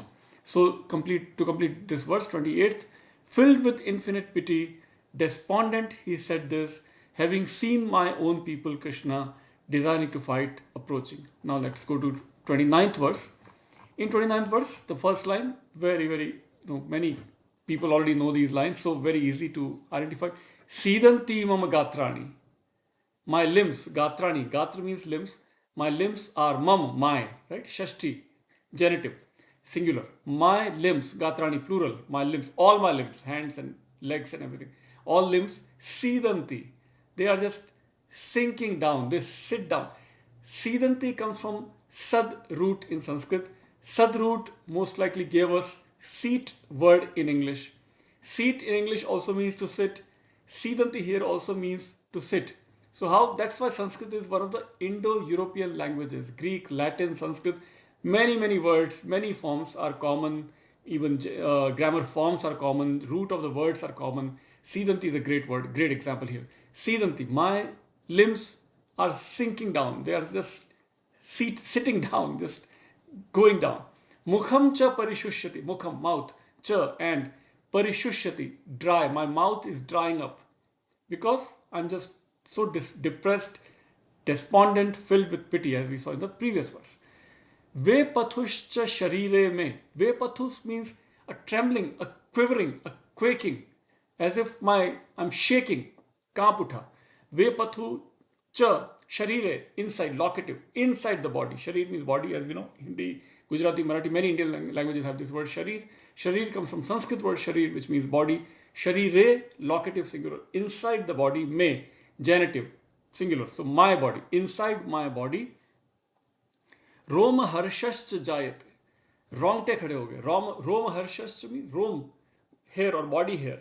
Harshas, they are sort of erect or standing erect, bristling, right? So रोंगटे खड़े होना. Hindi, there is a literally word is रोंगटे, that is Rome. हर्षश्च, that is खड़े होना, रोंगटे खड़े होना. Same word here. रोम हर्षश्च जायते, they are arising or brought forth. So to complete this verse, my limbs sink down, my mouth dries up, my body trembles, and my hair stands on end. So all that is happening to Arjuna. And then verse 30, Gandivam Sansrite Hastat. Gandivam, as we know, we saw in the previous verse also, his famous bow and arrow. So bow is very famous. The name is very famous now across India, across the Indic world. Gandivam. Gandiv is the name of the bow that Arjuna uses. Gandivam. Sansrite, slips down. Sansrite is slipping down. Hastat, hast, hand. Right? So, Hastat, from my hand, my bow is slipping down. Tvak cha eva paridhyate. Tvak is tvacha. Tvacha in Hindi word also we have. Tvacha, Gujarati, Hindi, Marathi, many Indian languages. Tvak here, so tvacha root is tvak, means skin. Cha eva, skin also is burning. Paridhyate. It's like as if it's burning down. Burning my skin. My skin is very like feeling burning sensation in my skin. Because of all those depressing feelings that he has. He cannot even hold his bow, his mouth is dried up and so on. Nacha shaknomi avasthatum. I cannot even remain standing. I just have to sit down now. Right? Nacha shaknomi, singular, first person, I cannot. Nacha, I cannot stand straight. Brahmati vacha me manaha. My manaha is mind. My mind, cha and me, my mind and my mind is what? Brahmativa. Brahmati here is, Brahmati means it wanders, it rambles. My mind is not stable. My mind is also wandering here and there. Brahmativa. So this is the same root which gives us the word Brahmar, bumblebee, right? So Brahmar, because Bhamra in Hindi, because it rambles around, makes sound, and it's always wandering around, right? So Brahmar is that which Brahmativa, which is also wandering around. So my mind is like that Brahmar, which is rambling around, wandering around. So to complete this verse, Gandiv, Arjun's bow, falls from my hand, my skin burns, I'm unable to remain as I am, and my mind seems to ramble. And 31st verse, Nimittani cha pashyami. I see all those bad omens, marks, tokens, signs. Nimit means all those shakun, apshakun. So I see Nimittani cha pashyami. Pashyami, I see. First person, singular. Viparitani Keshava. Keshava applies to Krishna. Oh, handsome haired one. Keshava, one whose hair are very handsome. Keshava, oh Keshava, I see Viparitani Nimittani. So adjective and noun must match in their gender, in their number and so on. So Nimittani, Viparitani. Bad omens I see. Nacha Shreyaha Anupashyami. I do not see anything good out of it. Nacha Shreyaha, good. But Anupashyami, I cannot see. Pashyami, Pashya means to see. I cannot foresee, I cannot anticipate anything good or anything that will bring prosperity or welfare to any of the people those are fighting here. Hatva Swajanam Ahave. Hatva, having killed, having assassinated, having slayed, having destroyed. Hatva. Hatva comes from Han, the root word is Han. Han means to kill, and Hatva is to having killed. Swajana, my own people. Ahave, in this battlefield. So, to complete this verse, I perceive inauspicious omens, O Krishna, and I foresee misfortune in destroying my own people in battle. So, with this, we complete 4 verses. We are still on chapter 1, verse 32, 32nd verse, 32nd shlok of the first chapter. Pehla adhyay, pratham adhyay. So here we go. Na kankshe vijayam Krishna, na cha rajyam sukhani cha, kim no rajye na govinda, kim bhogair jiviten va. This is the 32nd shlok. So na means not. Kankshe, I do not desire. So Arjun is talking to Krishna. The Gandhi has already slipped out of his hand. His limbs are already sinking, as we saw in the previous verses, right? Here he's talking to Krishna. Now he's telling Krishna that I do not desire any victory. I don't want to defeat my own cousins, my own relatives on the other side, right? So na kankshe vijayam, victory, as we know. Krishna, he's talking to Krishna. So Krishna is in vocative, sambodhan, right? Nacha rajyan sukhani. I do not desire kingdom. I do not even desire any luxuries, pleasures, sukhani, that is plural, neuter, napumsakling. So like in numbers, there is singular, dual and plural in Sanskrit. Similarly, there are three genders in Sanskrit, right? Pulling, striling and napumsakling. So masculine, feminine and neuter. So sukhani here is neuter, plural, neuter. So nacha rajyam, singular, kingdom, sukhani, pleasures or luxuries, cha, and I do not desire even kingdom or pleasures. Kim no rajyena govinda. Kim, what? To us. No means to us. Rajyen, kingdom, with kingship or with kingdom. Govinda, again he's talking to Krishna. So Govinda is the synonym or epithet for Krishna. The cow herder or cow finder, as the translator gives us here. Cow finder. So Krishna. So O Krishna, O Govind, kim no rajyena. Kingship or kingdom is what to us? Kim bhogaihi jivitenva. Even the bhog, even the pleasures are what to us? Jivit itself, life itself will be what to us if we slay, if we kill our own cousins on the other side. So going to the extreme, this happens only in India. Only in India, there used to be an emperor apparently in the Ramayana where he wins. He could have been the king, emperor of Ayodhya. He says no. He could have been emperor of Kishkindha. He gives it to Sugriv. He could have been emperor of Sri Lanka. He gives it to Vibhishan. Ayodhya gives it to Bharat, right? If he wanted, if it was any other place, Ram would have fought and kept Ayodhya. He would have never left for the forest, right? Or Kishkinda or Sri Lanka. All three kingdoms would have been under his belt. But here, I desire, I sacrifice. I just give it to somebody else. Same thing going on here. So many atrocities, so many injustices have been done to Pandavas. Arjun has prepared to fight his entire forest life. When he was in forest with his brothers, 4 other brothers, he was preparing to fight. Now when the moment of truth comes, moment of fight comes, he is saying all these things. I do not want to desire. I don't like to, I don't need any pleasures, not even life. That's the extreme. He says, what will this life be to me or to my brothers if I kill my own cousins? So to complete 32nd verse, I do not desire victory, Krishna, nor kingship, nor pleasures. What is kingship to us, Krishna? What are enjoyments, even life? That's just extreme lines that he's saying. 33rd verse now.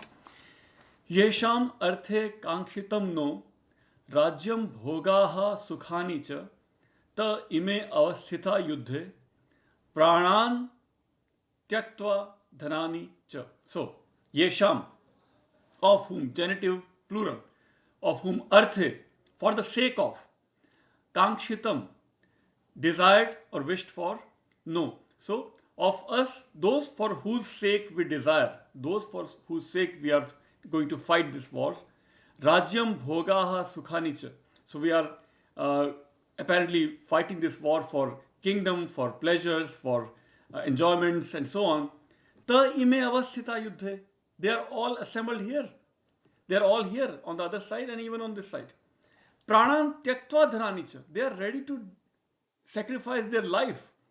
And even the whatever attainments, whatever accomplishments we will get from this war, this is all going to be useless. So to complete this verse, those for whose sake we desire kingship, enjoyments and pleasures, they are arrayed here in battle. They are all assembled here, abandoning their lives and riches. Now to 34th verse. And those who are all again on this battlefield, he's just reminding himself and Krishna and all of us, who are all here. Acharyaha, his gurus, his teachers.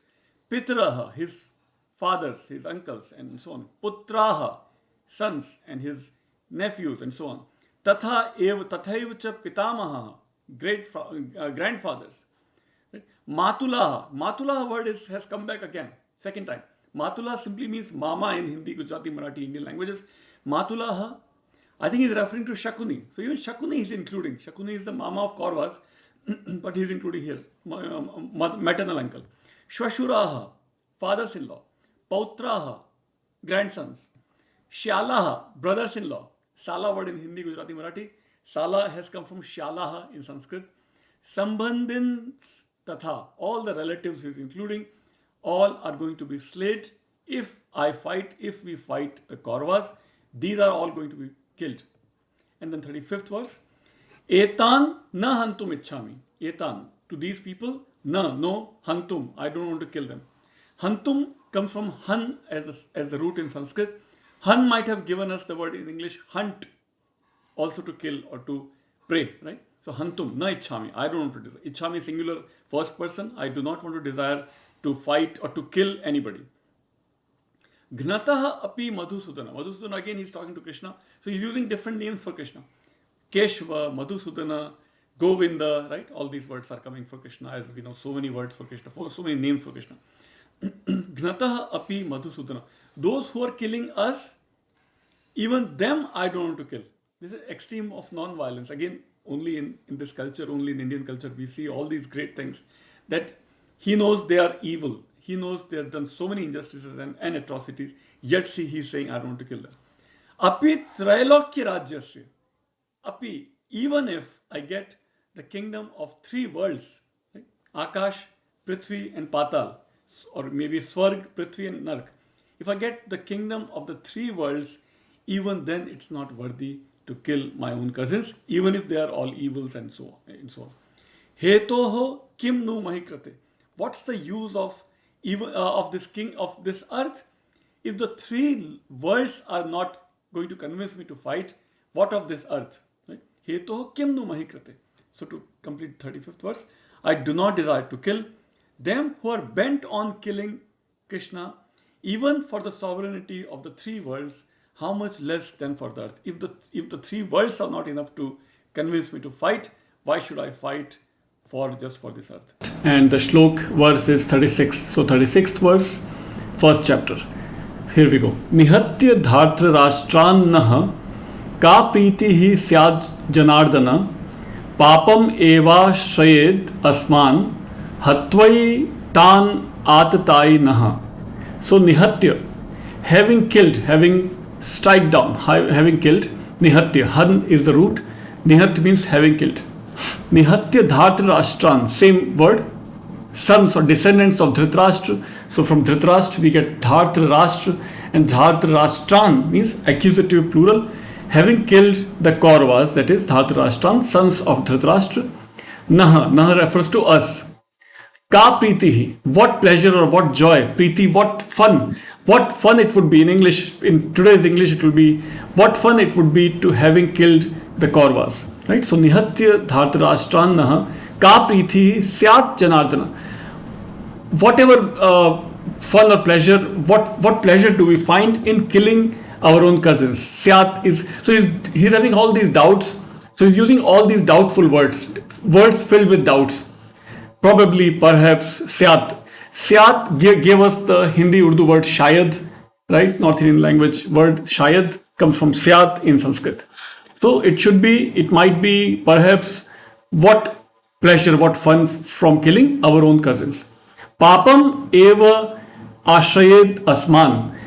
We will take only refuge in pap, sin. By having killed our own cousins, we will get more sins, more pap. Hatvai etan atatayinaha. Even though these are evil people, aggressors, but even then, if we kill them, we will gain only sins. So, to complete the verse, what joy would it be for us to strike down the sons of Dhritarashtra, O Krishna, Janardana. Janardana is the word used for Krishna here in this line. Arjuna is referring to Krishna by the word Janardana. Now, Janardana is a very interesting word. Janardana, Jan means people, Ardana means one who agitates the people. So in a sense, he is referring to Krishna as if Krishna literally is moving Arjuna because he's the charioteer. Right? Arjuna is standing in the chariot and Krishna is moving him. So literally, Krishna is moving Arjuna. But here the word also means one who moves people, one who moves universes, I think, right? That's also the meaning of Janardana. So literally and figuratively, Janardhan is the word one who moves people, one who agitates people, one who moves people. So to complete 36 verse, what joy would it be for us to strike down the sons of Dhritarashtra, O Krishna, evil thus would clinch to us, having killed these aggressors. So Atatai means aggressors, tormentor, and so on, evil people. But even then, so Arjun remembers that the Kauravas are the criminals, right? Agitators and so on, aggressors. Yet he's having these doubts that what good it will bring to us. Let's go to 37th verse. Tasman na arham vayam hantum dhartarashtran swabandhavan swajanam hi katham hatva Sukhinaha Syam Madhava. Again Madhava, Krishna talking to Krishna, he's referring to Krishna by the word Madhava now. He's having the same argument in different words now. Tasmat, from this therefore, na aham, no, arhas.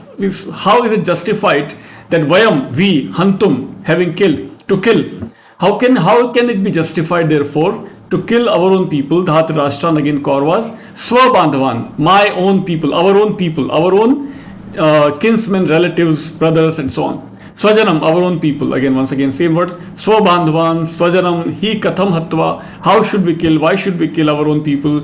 Sukhina Syam Madhava. Again, Syam, like doubtful word, perhaps. And how can we possibly be happy na, Sukhina, happy, O Madhava, by killing our own people? To complete 37th verse. Therefore, we are not justified in killing the sons of Dhritarashtra, our own kinsmen. How, having killed our own people, could we be happy, Krishna? Let's go to 38th verse. Yadyapi ete na pashyanti. Even if they don't see it. Lobho pahata chetasaha. They are overpowered by greed. They may be greedy, but we cannot do the same thing. Lobho pahat chetasa kulakshaya kritam dosham. This will lead to the destruction of the entire lineage, the entire kula, entire family, and the future families. Everything will be destroyed. That dosh, that pap, that sin will be accrued to us if we indulged in this war. Mitra dohe cha patakam. We will be accused of treachery and cheating, fraud, betraying our own people, our own friends. Mitra doho. So let's take word by word. Yadi api na pashyanti. Even if they don't see it. Lobho pahat chetasaha. They are overpowered by greed and desire. Right? Kulakshaya kratam, I already mentioned. Yeah, so the destruction of the entire family, entire lineage. And we will be accused of the treachery to our own friends. Mitra dohe chapatak. Mitra dohe locative. In the treachery of our own friend. Chapataka. Pataka, sin, crime. If we do that, we will be accused of treachery against our own people. Let's go to 39th verse. Katham na gyayam asmabhi. How is it that we don't understand this very simple fact? Katham na gyayam asmabhi. How we didn't see this before coming here, before starting the war? Papad asman nivartitum. We should, from this sin, from this pap, asman nivartitum, we should revert back from this pap. We should stop and go back. Kulakshaya kritam dosham. Once again, he's reminding Krishna that this will lead to the kulakshaya. Kshaya is the word which means destruction, decay of the entire lineage, entire family's lineage. Kshaya also is the word for TB. Tuberculosis is called Kshaya Roga, which because it destroys, damages the entire lungs and everything. So Kulakshaya, Kshaya Roga, Kulakshaya, here the Kshaya is of Kula. Family and lineage will be destroyed. Kulakshaya kritam dosham. Prapashyat bhir janardana. If we have some discernment, if we can have some reflection, self-reflection, O Janardhan, O Krishna, we should stop this and revert back. So let's complete 39th verse. Why should we not know enough to turn back from this evil through discernment of the wrong caused by the destruction of the family, O Krishna? Chapter 1st, verse 40. So here we go. Kulakshaye pranashyanti kuladharmaha sanatanaha dharme nashte kulam krishnam adharmo abhibhavatyuta. So what it says, kulakshaye pranashyanti. The entire kul, the entire lineage destroys. Kshay rog, as I said in the last episode also. Kshay rog, tuberculosis. Kshay means to decay, to destroy. Kshay also gives us the word akshay, akshat, and so on. Akshay, which means that which never perishes, that which never destroys. Akshay, akshat, that which is undestroyed. Here, kulakshay, in the destruction of the lineage, kuladharmaha sanatanaha pranashyanti. The entire lineage, dharma of the entire lineage, entire family, everything destroys. Everything destroys, everything perishes. Dharme nashte kulam kritsanam. Because of when the dharma destroys, the entire family destroys also. And then adharmaha abhibhavatyut, then arises the adharma. So Arjuna is still arguing against the war, because if the war happens, the entire families will be destroyed, and if the families are destroyed, the dharma will be destroyed and adharma will arise. That's how he's arguing. Next verse. Adharma bhibhavat Krishna pradushyanti kulastriyah strishu drushtasu varshneya jayate varna sankarah. So if the adharma arises, Krishna, he is talking to Krishna, vocative Krishna, Sambodhan. Pradushyanti kulastriyah. The women of the families will be corrupted, will be ruined, will be spoiled. When women are becoming evil or dush, that is crooked, Varshneya, another epithet of Krishna, because he is from the lineage of Vrishni. Vrishni is the lineage of Krishna. So one who is descendant of Vrishni becomes Varshneya, right? Dhritarashtra, Dhartarashtra, Kunti, Kaunteya, Yadu, Yadav. So here we have Vrishni, Varshneya. So, hey Varshneya, O Krishna, if the women are destroyed, if women are corrupted, Jayate Varna Sankaraha, because women will start marrying among different Varnas. So Varna Sankar occurrence will happen. So people will marry in between different Varnas. So Brahmins may end up marrying Kshatriyas may end up marrying Shudras or Vaishyas, and so on. So he's arguing against Varna Sankara, that Varna Sankara will happen if all the men are destroyed, women will be corrupted, and so on. And then 42nd verse, Sankaro naraka yaiva kulagnanam kulasyacha patanti pitro hi esham lupta pindodaka kriyaha. So he's again on the same argument that if the Varna Sankara happens, the people, the men will go to hell. The one who are destroying these families and the family itself will be destroyed. Because of all these destruction, the ancestors will also fall. Patanti. They will get downgraded in a way. They will fall from their dignified positions. Pitraha, that is ancestors, will also fall. Because lupta pinda udaka kriya, lupta, extinct, gone, vanished. Pinda udaka kriyaha, that is the Shrad process. Who will do their Shrad when everything is destroyed? Everybody is destroyed. The ancestors will also suffer because of the destruction of the entire families, entire lineages. So he's again giving all kinds of arguments against the war, and Arjuna is talking to Krishna. And then 43rd verse, Doshaihi etaihi kulagnanam Varna Sankar karakaihi. If we destroy all these families, we become the cause of the Varna Sankar, that is intermixing of Varnas. Utsadyante jati dharmaha. The jati dharma will disappear, Varnas will disappear, and people might end up doing intermixing of even their duties. Brahmins might end up doing Vaishya's work, and Kshatriyas might end up doing Shudra's work, and so on. So with that, Kula Dharmaha Shashvataha will be also destroyed. So to complete 43rd verse, by these wrongs of the family destroyers, producing intermixture of castes, that is Varnas, Varna he has translated as caste, but that's not really correct. So we should say producing intermixture of Varnas, Varna duties are abolished, and eternal family laws are also destroyed. So we complete the 4 words of this week, and basically Arjuna is still on that same thread of arguing against the war and giving all kinds of arguments that women will be destroyed, families will be destroyed, the ancestors will be downgraded or fall from their dignified positions, and the entire rules of the Varnas will be destroyed. So let's not get into the war. This episode we are on verse 44, chapter 1. Here we go. Utsanna kul dharmanam manushyanam janardana narke aniyatam vaso bhavtityanushruma. So Arjuna is talking to Krishna. He is still arguing against the battle. He doesn't want to fight. He doesn't want to kill. So what is he saying? Utsanna kul dharmanam. Those whose kul dharmas or dharma or duty, laws of the family. Kul means lineage or family.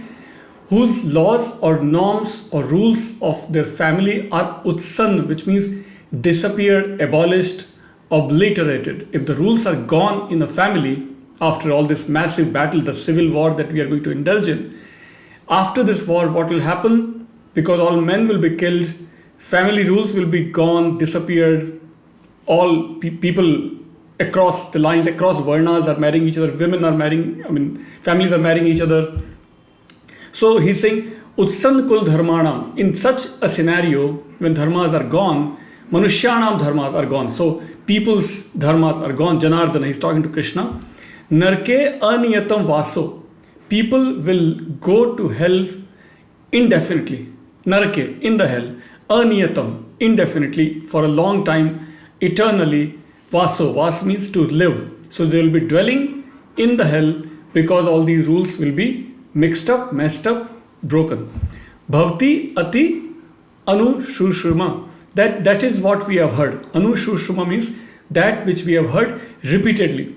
This is coming from the root word shru. Shru gives us the word shruti. Shrut and shruti, shravan, all these are from the same root shru. Shruti is a very common name, female name for in Indian girls. But Shruti, which means that which we have heard. Shrut, one who has heard. Bahushrut, one who has heard a lot. Bahushrut. So in Indian culture, we don't value one who has read a lot. We value one who has heard a lot. Heard the great noble speeches, discourses, pravachans of the great saints, scholars. So Bahushrutas are venerated, respected more than one who has read more. So that is the same root, shru, there. So anushruma, that is what we have repeatedly heard, that when rules are broken, the people from those families go to hell forever. So 44th slok was Utsanna kula dharmanam manushyanam janardana narke aniyatam vaso bhavti ati anushruma. Now verse 45. Aho bat mahat papam kartum avyavasita vayam yad rajya sukhalobhena hantum swajanam udyataha. So he's again arguing even further. He's saying, Ato bat mahat papam. Oh, alas, great evil, wickedness, sin, great pap, mahat papam. Kartum vyavasita vayam. Vayam, we all are kartum, ready to do vyavasita. Vyavasita means we are going to indulge, we are determined to finish, to participate in this war. And so Vyavasita is coming from this root which gives us the word Vyavasaya, which means also great efforts in some commercial enterprise or whatever, some enterprising effort basically. So enterprise is what is going to happen there, also not a commercial enterprise but war enterprise, war machine. So we are determined to get into this war machine, Yad Rajya Suklobena, for the greed of the pleasure of kingdom, of ruling the people.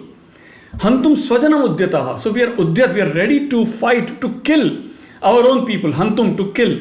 Again, from the root han, which might have given us the word hunt, to kill.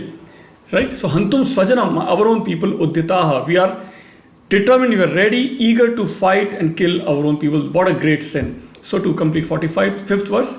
Aho bat mahat papam kartum vyavasita vayam yad rajya sukhalobhena hantum swajanam udyataha.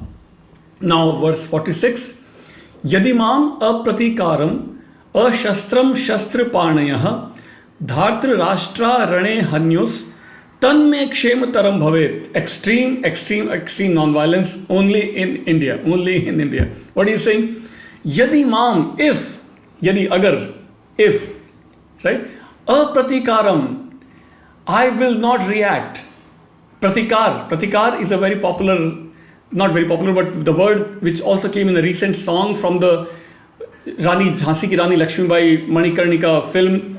Song was written by Prasoon Joshi, music by Shankar Ehsaan Loy. The song was Bolo kab pratikar karoge. Sukhender Singh sang always, like he sings always great singing. But the word pratikar, bolo kar pratikar karoge. Oh, colonized citizens of India, oh people of India, when will you react back and when will you fight back the British? Here Arjun is saying, apratikaram. I don't want to react. I will not fight with my own people. So that, see how word travels. Thousands of years ago, this Bhagavad Gita was narrated, composed, written, whatever. Now that pratikar enters the Hindi film Manikarnika. So same word. Yadi mam apratikaram. I want to remain unreactive. Ashastram shastra panayah. Even if I am without weapons. Shastra panayah. Panayah. Pani. Pani means what? Pani is not water here. Pani means hands. Pani grahan, which means vivah, right? Pani grahan means wedding, ceremony of wedding. So shastra panayah. If my hands are without weapons, ashastram, without weapons, and in that situation, Dhartra Rashtra, the descendants of Dhritarashtra, that is Kauravas, Rane, in the battle, Ran means battle, right? Rane, Hanyus, to come to kill me. Tan me kshemtaram bhavet. Even if I am without weapons, even if I am nihatha, like Hindi word, agar main nihatha hu, mere haath mein, I don't have weapons in my hands, and in that situation, if the Kauravas come and kill me, that would be a better situation rather than I go and kill them. So extreme non-violence. Maybe influence of Jainism, Buddhism, who knows, but this is extreme non-violence, never ever showed by a Kshatriya in the history of Indian culture to this extent that Arjuna is showing there. So to complete 46th verse, Yadi mam apratikaram ashastram shastra panayah dhartra rashtra rane hanyus tan me kshemataram bhavet. Kshemataram bhavet. Yoga kshemam vahamyaham. Another line that we'll see in the Bhagavad Gita later on. But yoga kshemam vahamyaham. This became the tagline for Life Insurance Corporation of India, LIC. With every LIC policy, there is a line in Sanskrit which says yoga kshemam vahamyaham. That is the same word kshemam which we have here also. Tanme kshemtam. Kshem is better. My welfare will be better if I am killed armless, without weapons, weaponless hands. My hands have no weapon, and if you Kauravas come and kill me, that would be fine. I will not react. I will not kill them. And then 47th verse. Evam uktva Arjuna sankhye rathopastha upavishat visrajya sasharam chapam shoka samvigna manasaha. So that's the extreme. Again, now the talking is all done. Now the physical actions by Arjun. What is he doing? Evam uktva, having thus spoken, Arjuna sankhye. Sankhye means in the battlefield. Arjun, what is he doing? Rathopastha, having stationed in his chariot. Upavishat, he sits down. He can't even stand now. He's so sinking, literally sinking in his chariot. So he sits down. Upavishat. Upavishat, right? Upanishad and Upavishat. Upa has this sense of sitting close to somebody, which also gives us the word Upanishad. Here it is Upavishat. He sat down, right? Visha, Upavishat, yes. Then Visrajya, having thrown away the Sasharam with arrows. Shara means arrow. Sasharam with arrows. Chapam is the bow. Bow and arrows are all thrown by him within his chariot. Shoka samvigna manasa, and he is extremely sad, despondent, depressed. His mind is completely agitated, and that completes our 47th verse. Evam uktva Arjuna sankhye rathopastha upavishat visrajya sasharam chapam shoka samvigna manasa. And we'll go to the next verse in the next episode. Thank you.